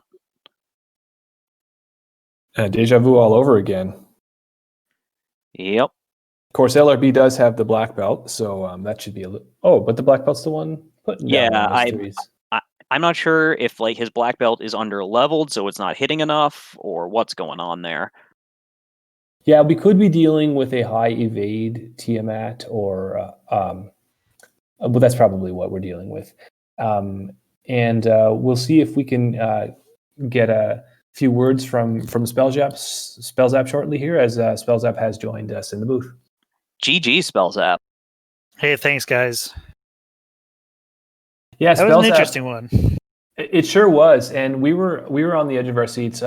You and Bert were kind of in different parts of the game, but at about the same level of progress for most of the game. And the difference maker, as the way I see it, was that when you finally got to the point where you only had a few spots left, you ended up choosing to follow the incentive chain rather than check the remaining unchecked entrances. And that decision ended up coming back to bite you. Was that one that you'd like to take back, or do you feel like that's a fair enough choice with a 50-50 chance? Yeah, I mean, I think it's fair just because it's something that's like, well, you don't know which entrance to go into, whereas in the other one, you know exactly where to go with the towns, at least to start, and then yeah, obviously I had to go entrance dig in for it, but no, I think I would have done that way again for sure. Yeah, well, and that's what we were all saying in chat too, is that everybody, at least that I saw, that had a comment about it, and me personally too, we're all putting ourselves in that situation saying, what would we do? Well, we'd go with what we know and we'd follow that questioning. So it seems like that was potentially the right call in the wrong situation. Exactly. Yeah, I also tried to see how long I could stay level 1 in this race. I noticed that you weren't leveling for an excessively long time. Hey, when it's all unrunnable and you got a thief, it's all gravy. You just run, you open chests, you got exit. What more do you need? I suppose not. It worked out for you. That's something that I struggle with as a new runner.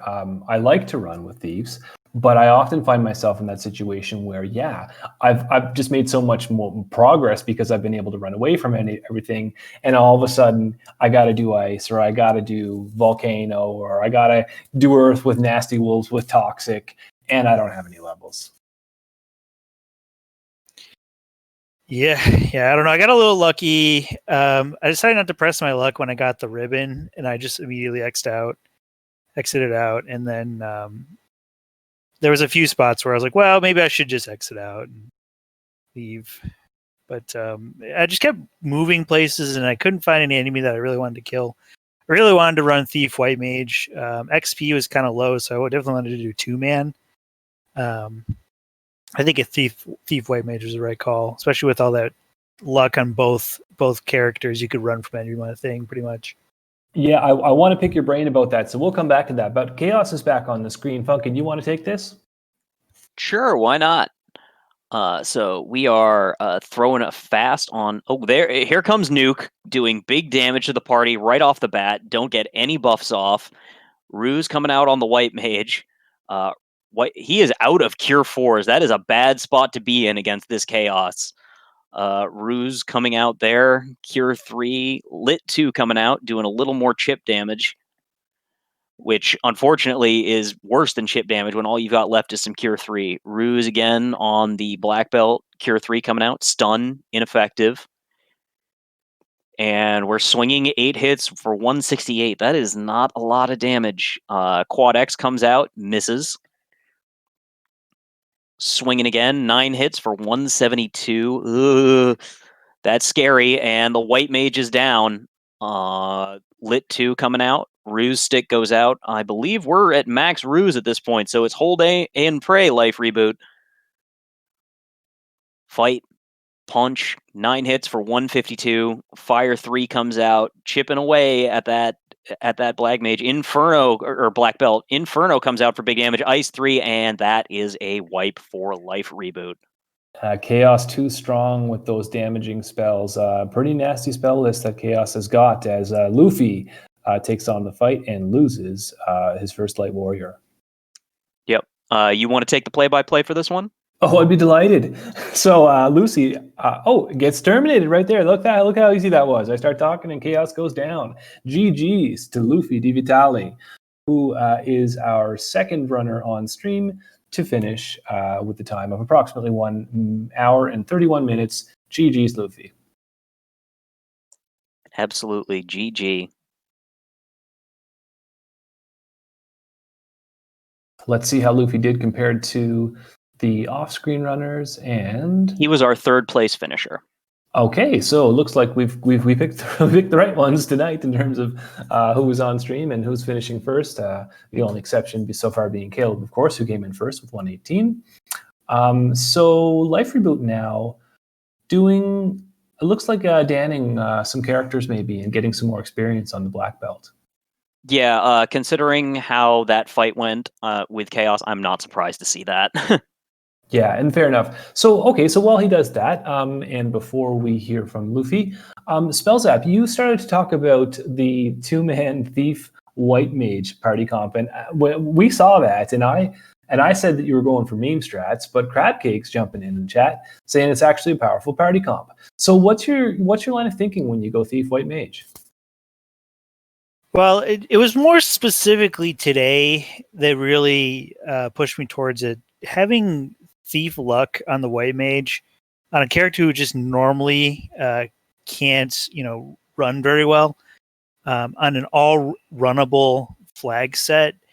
Just having two of those characters can really keep you going. And I did see, I really like having the ability to get exit for sure. So just having those two characters really work so well together. Okay, so basically it's in a matter of just moving around quickly and having access to that movement magic, as we didn't see warp, at least not at low levels. Yeah, that's really one way to sum it up. And then also, just the amount of just ridiculous amount of hits that the ninja gets. Okay, well, you put on an absolute clinic. We do have Luffy here in the booth. Maybe we'll get a few words from Luffy now. Hey, GG's guys. Good evening. GG. Jeez, Luffy. Thank you. So, Luffy, how did you feel about that seat? How it treated you? I mean, that was fun. I mean, I haven't done a whole lot of floor and entrance shuffle and then incorporating Shard Hut into it. So like the entire time I felt like so far behind. But I mean, it was a lot of fun. The worms definitely helped. That was a really great grind. It got my black belt online, and the rest of the seed. I mean, I spent it felt like 20 minutes looking for the stupid key. I had all my stones, but I mean, what can you do? It was still a hell of a lot of fun. Yeah, and considering that you're saying that on your own you're not like hugely experienced with floor entrance shuffle, I'd say coming in third place in this race is not a bad place to be. Yeah, thank you. That was, I mean, a lot of great competition tonight with, Spellzap, Caleb, Bert, Life Reboot, a lot of good people in there. So definitely a lot of fun. Yeah, you mentioned difficulties finding the key. You weren't alone with that. I believe Bert was the first one on stream to pick it up by a fair margin. But then Bert, after taking that first white 2K2, ends up forfeiting, and Spellzap ends up catching up and coming in second. So yeah, there were some very elusive items on this seed, and the key. The canoe was another one that people didn't find for a long time, and I thought that must have been frustrating. How did that feel?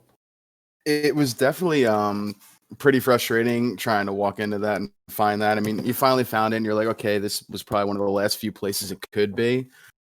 So when you found it, you felt pretty good, but having to track it down, it definitely felt a little bad. Yeah, well, it's all a bad memory now as Life Reboot continues to grind up on those slimes in the Agama spot that we noticed early in the run. That's, of course, a great fight to take to get some levels. Mm-hmm. Did you do any grinding, Luffy? I can't recall if you were the one who took on the Iron Coals. He took on purple worms just like Spellzap did. Oh, yes. Yeah. I found the worms on the first spike tile in Ice Cave up there in Waterfall.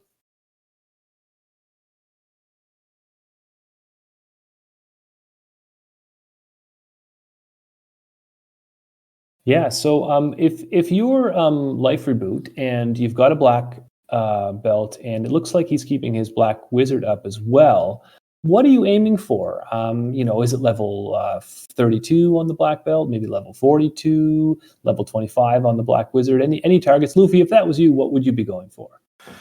I mean, ideally, you absolutely want to hit 32. 42 would be ideal. You feel like you can punch through anything at that point. But I mean, this is not the greatest tile for having a black belt. It's definitely good for mages with the magic. So I see why he's got the mage up with him for sure. But like once I hit 32 on there, I'd probably just get out of there and just try to go. Right, so the reason for keeping the Black Wizard up isn't so much because you need more levels in the Black Wizard, but otherwise you're not getting this fight finished in any type of time if you're punching slimes one at a time. Yeah, right. And with how hard the slimes are hitting, they would probably, like a big pack like that would probably take out the black belt before it could take all the slimes out. Mm-hmm. Hush. We don't speak that way of the Black Belt. No, you're absolutely right. So it looks like LRB might be done grinding, or at least maybe out of fire charges could be the more salient point here. He's both out of fire charges and at level 32 on the black belt, so it could be both. Oh, that's convenient.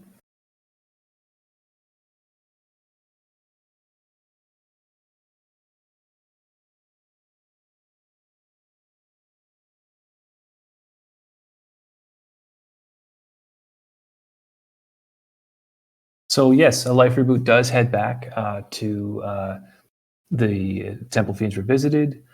Gonna make sure that he gets some of his characters stood back up, and perhaps stocks up on some potions. Hits the inn, perhaps. I would hope he hits the inn. Going in there without your spell charges seems like a poor plan.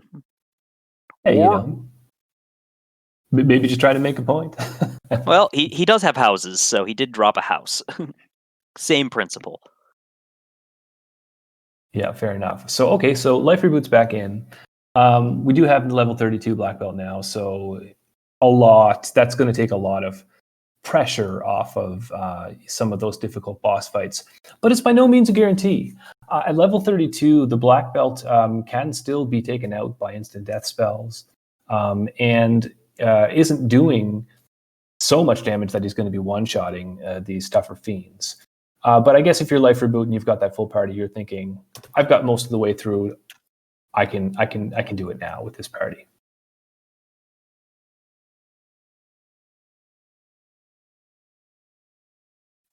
Yeah, just for my own sanity, I would make this attempt at 32, and if I don't get there, I would probably, dot forfeit if 32 doesn't do it. Yeah, well, we've certainly had a few of those tonight so far already on a pretty tough floor and entrance shuffle shard hunt seed.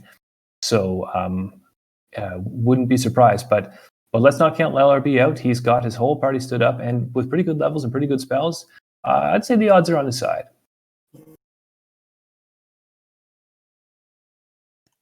The odds might be on his side, but remember, Tiamat, extremely rude. Kraken hits very hard. Chaos, also rude. That is true. That is true. I think I did commentator curse it when Bert got through K2, and I said, okay, there's the hard boss done. Not this seed. No, well, you not only said, well, there's the hard boss done, you also said, oh, wait, we haven't seen Nuke or Nuclear yet. That's true. The double curse. Oh, no. I'm going to have a bunch of angry speedrunners after me after this race is up on VOD.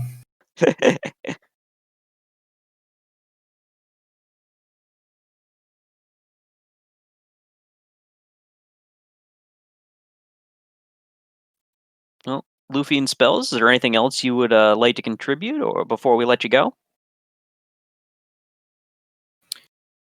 Just really, the flags are really fun. I think these are the co-op flags coming up, right?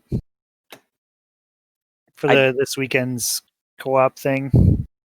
I believe you're correct about that. I think they're fairly similar, yeah. So I'm looking forward to doing that. That'll be a lot of fun. Other than that, GG's to everybody.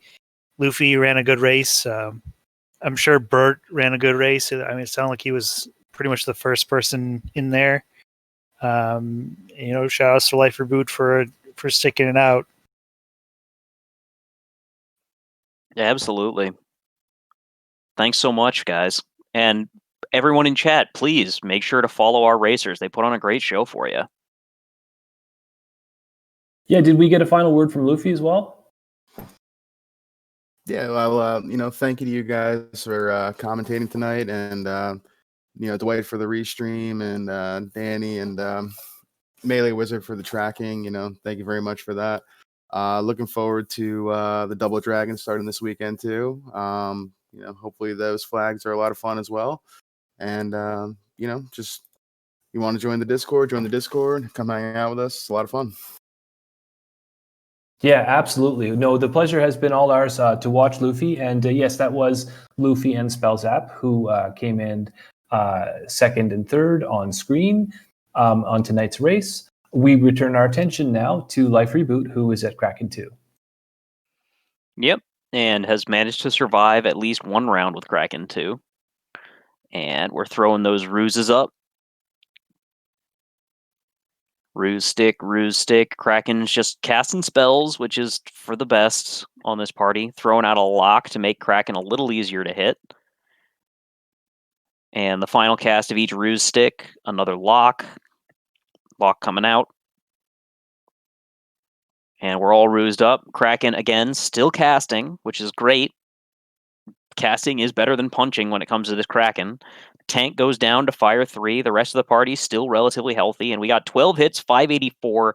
Kraken was not super high health, so it should go down fairly quickly to swings like that. 13 hits, 382. Kraken still casting spells instead of punching. 12 hits, 348. Good night, Kraken.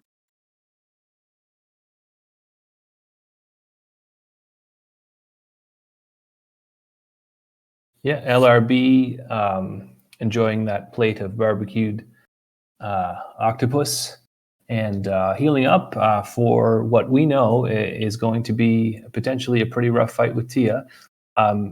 Maybe leaving the tank down. Do you think that's what... Okay, here's the life too, I would think. Yeah, he was just leaving it down so it didn't end up getting knocked around by trash enemies. Right, so that's just a meat shield at this point. That fighter's only at level 7. So yeah, anything would have hit it, would have taken it out for sure. Exactly. Smart move there, moving that Invis 2 shirt down to the black mage, who's got much higher survivability at this point. Yeah, plus with both the black belt and the white mage having ruse sticks, that's a lot of stacks of Invis. Unfortunately, Tiamat doing what Kraken normally does and back rows that black mage. Like yeah, just business. Absolutely pastes him to the wall.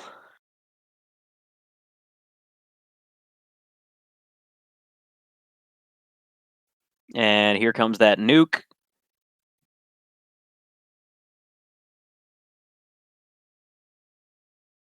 Are we going ice 3 again? Oh, and there's the Cure 4. Hadn't even swung yet. Let's see here. 4 hits for 52 damage. Oh, dear God. Now I'm starting to understand why Bird forfeit.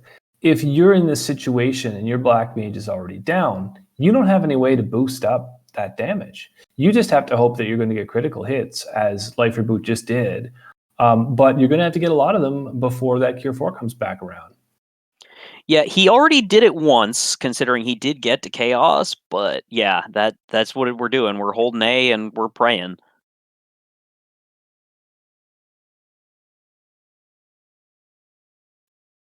Seems to be doing well on the critical. Yeah, he's doing all right. But yeah, this Kraken, very dodgy and high absorb. Or not Kraken, Tiamat. Yeah, like I said, we're used to Kraken being the tough boss, but this Tiamat is nobody's fool. Tiamat gets slept on. Tiamat can be very, very nasty. Yeah, as we're seeing right now. I mean, all the stats just seem to have rolled up big time.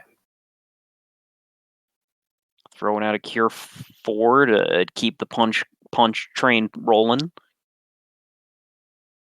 Another Cure 4 to make sure that if Nuke comes back around, we can survive.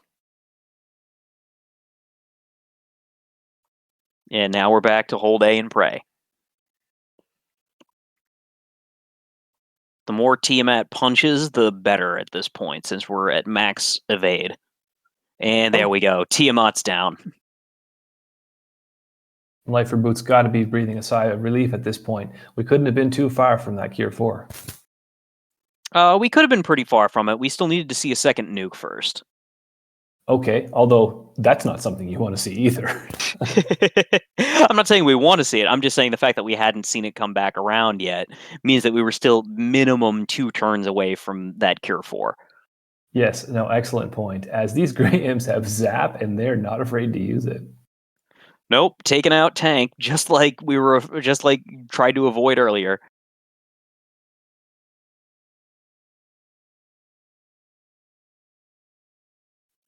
Go ahead, use that life too.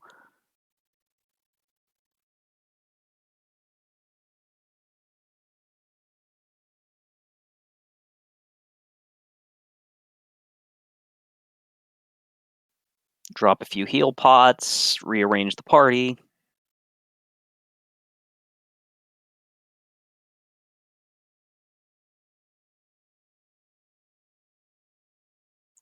And here we go. Do you want to do the honors? I would be love to. So, Life Reboot opening up with some fasts and some ruse to get his characters buffed up, and the tank does its job and takes a nap on the first turn. That's fine. It was just a meat shield anyways. So Life Reboot, staying with the Roo stacks, he's going to go up to max evade on whoever's got those sticks, and also trying to throw in locks with that Black Mage. As long as that Black Mage stays alive, it's going to put as many buffs out as it can, as it triggers out a fast on the White Mage, as well as one already being on the Black Belt. So we have most of the buffs in place. The problem now is health. We don't want to see Chaos come out with one of those nasty spells that we know Chaos has a whole grimoire full of. So that's what the Cure 4s are for. That's what the Roo Sticks are for. And there's what we were afraid of.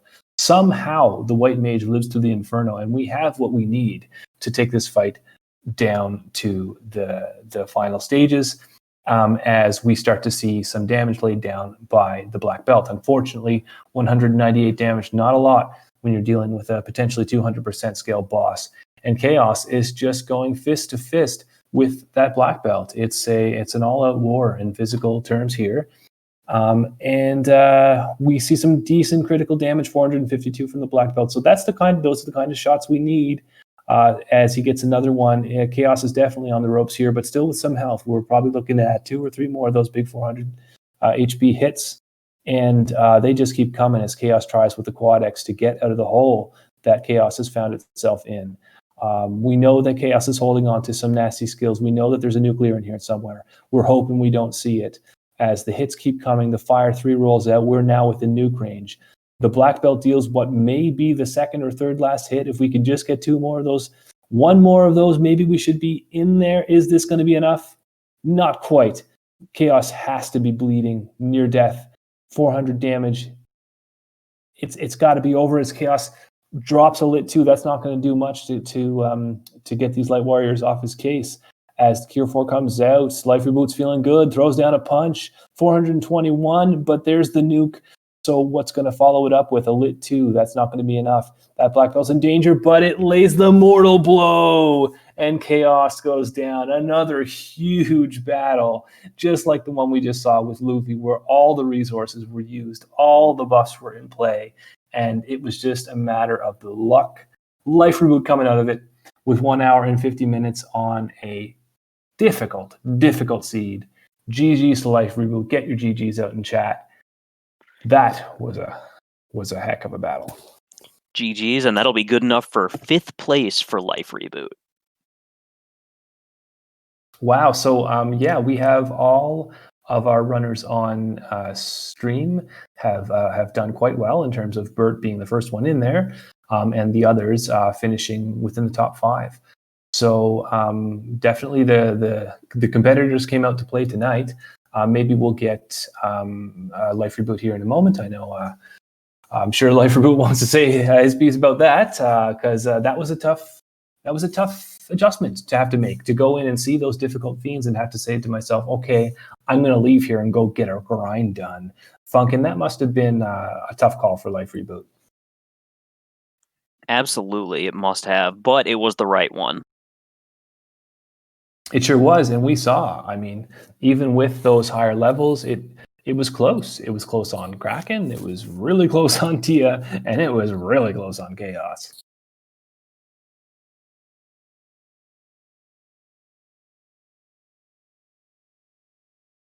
And it sounds like we've been joined in the booth by Life Reboot. GG's Life Reboot.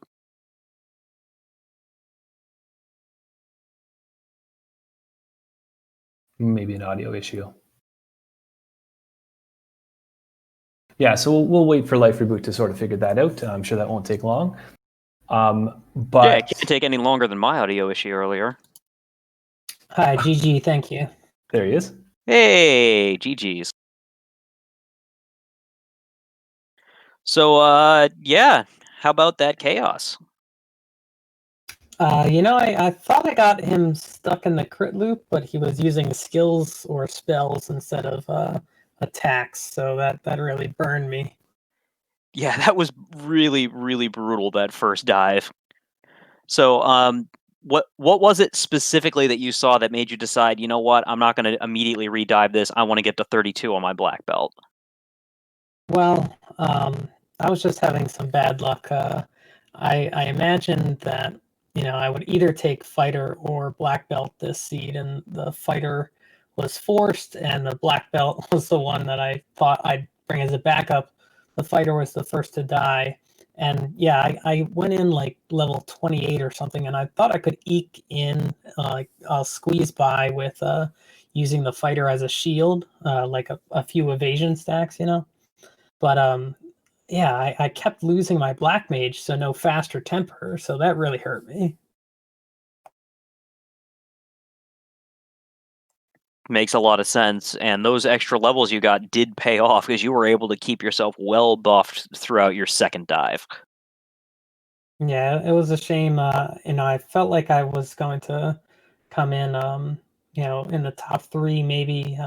But congrats to Luffy. And I'm sure it was an exciting race. I think I was on Chaos when he finished, or I might have just died to Chaos when he finished. Yeah, it was like you had like just died to Chaos and then he finished. Gotcha. I believe Life Reboot was actually had actually started the fight with Chaos first, but then wiped, and Luffy got the win, if I'm not mistaken. Yeah, I believe that's how that went. So yeah, it could have been a whole different result in many different ways. Life Reboot. This was a rude seed. We saw everybody on screen struggling to find the canoe. We saw everybody on screen struggling to find the key. Or was there anything about this seed that you found made you feel like you were behind early on? I guess, like you mentioned, just you know that you can get into Temple of Fiends Revisited once you have your key items, and that loose key, you know, kind of buried. I don't even remember where anymore, but it was post airship, and that was hard to get as well due to the hidden canoe. So it was definitely a trying seed for sure. Yes, well, we're all impressed by how everybody on stream did in terms of dealing with adversity with this really difficult seed. And was there anything that you wished you had going into Temple of Fiends, like something that an item that would have helped, or a spell that really would have made the difference? Not that I can think of. I mean, I had 2 ruse sticks. I had the Invis 2 shirt. There was, you know, the lack of a power gauntlet in the seed. But, you know, with fast and temper on the black mage, I felt like it was fine. And I had at least 1 ribbon. I might have even had 2. I don't recall. Great. Well, listen, it was a real pleasure to call your race today, Life Reboot. We really enjoyed it, and everybody in chat has been having a great time watching the 4 of you go through. Is there any final words that you'd like to leave us with before we let you go? I'm sure everyone has already said it, but as always, thank you very much to the race crew commentary. If you're interested in Final Fantasy 1 Randomizer, I'm about a year into this community. It's a great community. Everyone's so helpful and inviting. Check out FinalFantasyRandomizer.com. Join the Discord. Come play with us. It's a lot of fun. Absolutely. It really is. And I can confirm that too as a new player myself. I've only been around for 2 or 3 months, and everybody's been very welcoming. So GG's to you, Life Reboot, and GG's to all the runners. I think we might be wrapping this up, Dr. Funkin. Maybe we'll do some final thoughts. Absolutely. Do you got any final thoughts, Life Reboot? Nope. Go ahead. All right. Well, thank you all so much for joining us in chat tonight. Thank you for watching. Please follow all of our racers. They put on a great show for you. Follow my co-commentator, Rock Solid 84. Follow our restreamer, Dwight, as well as our trackers, Danny and Melee Wizard. As you know, Life Reboot already said, if you saw this and thought, wow, that looks interesting, I'd like to give that a try, go to FinalFantasyRandomizer.com, roll yourself up a seed, and get racing. If you try and race and you're just confused, you're not sure what to do or how to route things out, come join us in the Final Fantasy Randomizer Discord. We'll be happy to answer any questions you might have. That does it for me. I am Dr. Funkin. Rock Solid, is there anything else you'd like to say? Just want to throw it out there. We do have our schedule for this week, so I'll just quickly go over it in case you liked watching this. We have a few more streams coming up. So tomorrow we have the Iron Gall Heavy Metal rank match. Caleb, who came in first tonight, by the way, off stream, he will be taking on DVS at 8:30 p.m. EST. I'm not sure what channel that's on. Sorry. Then Thursday we have the weekly race on Speed Gaming, the weekly community race at 10:30 p.m. EST on that channel. Friday, the next day after that, we're going to have our first ever Iron Goal Double Dragon Tag Team Rumble at 10 p.m. EST. So you heard a couple of the runners refer to that and how these flags are going to be similar to what we're going to be seeing that open up with. And then on the weekend, on Sunday, we have a really great event that I'm super looking forward to as a new player. We're called the Ducklings, the new players, and we have the Week 5 Duckling Boot Camp coming up on Sunday at 10 p.m. EST. That's a really fun stream where you get to watch experienced runners introduce a flag set and take you through a seed so you can see how that particular flag set highlights the different strengths and weaknesses of the characters. Next Monday, of course, we'll be back here on Randomania with a race at 9 p.m. EST. So that's the schedule. I hope to see you on the races, and I hope to see you on the Discord. As for me, I've been RockSolid84. And until next time, don't forget to go fast.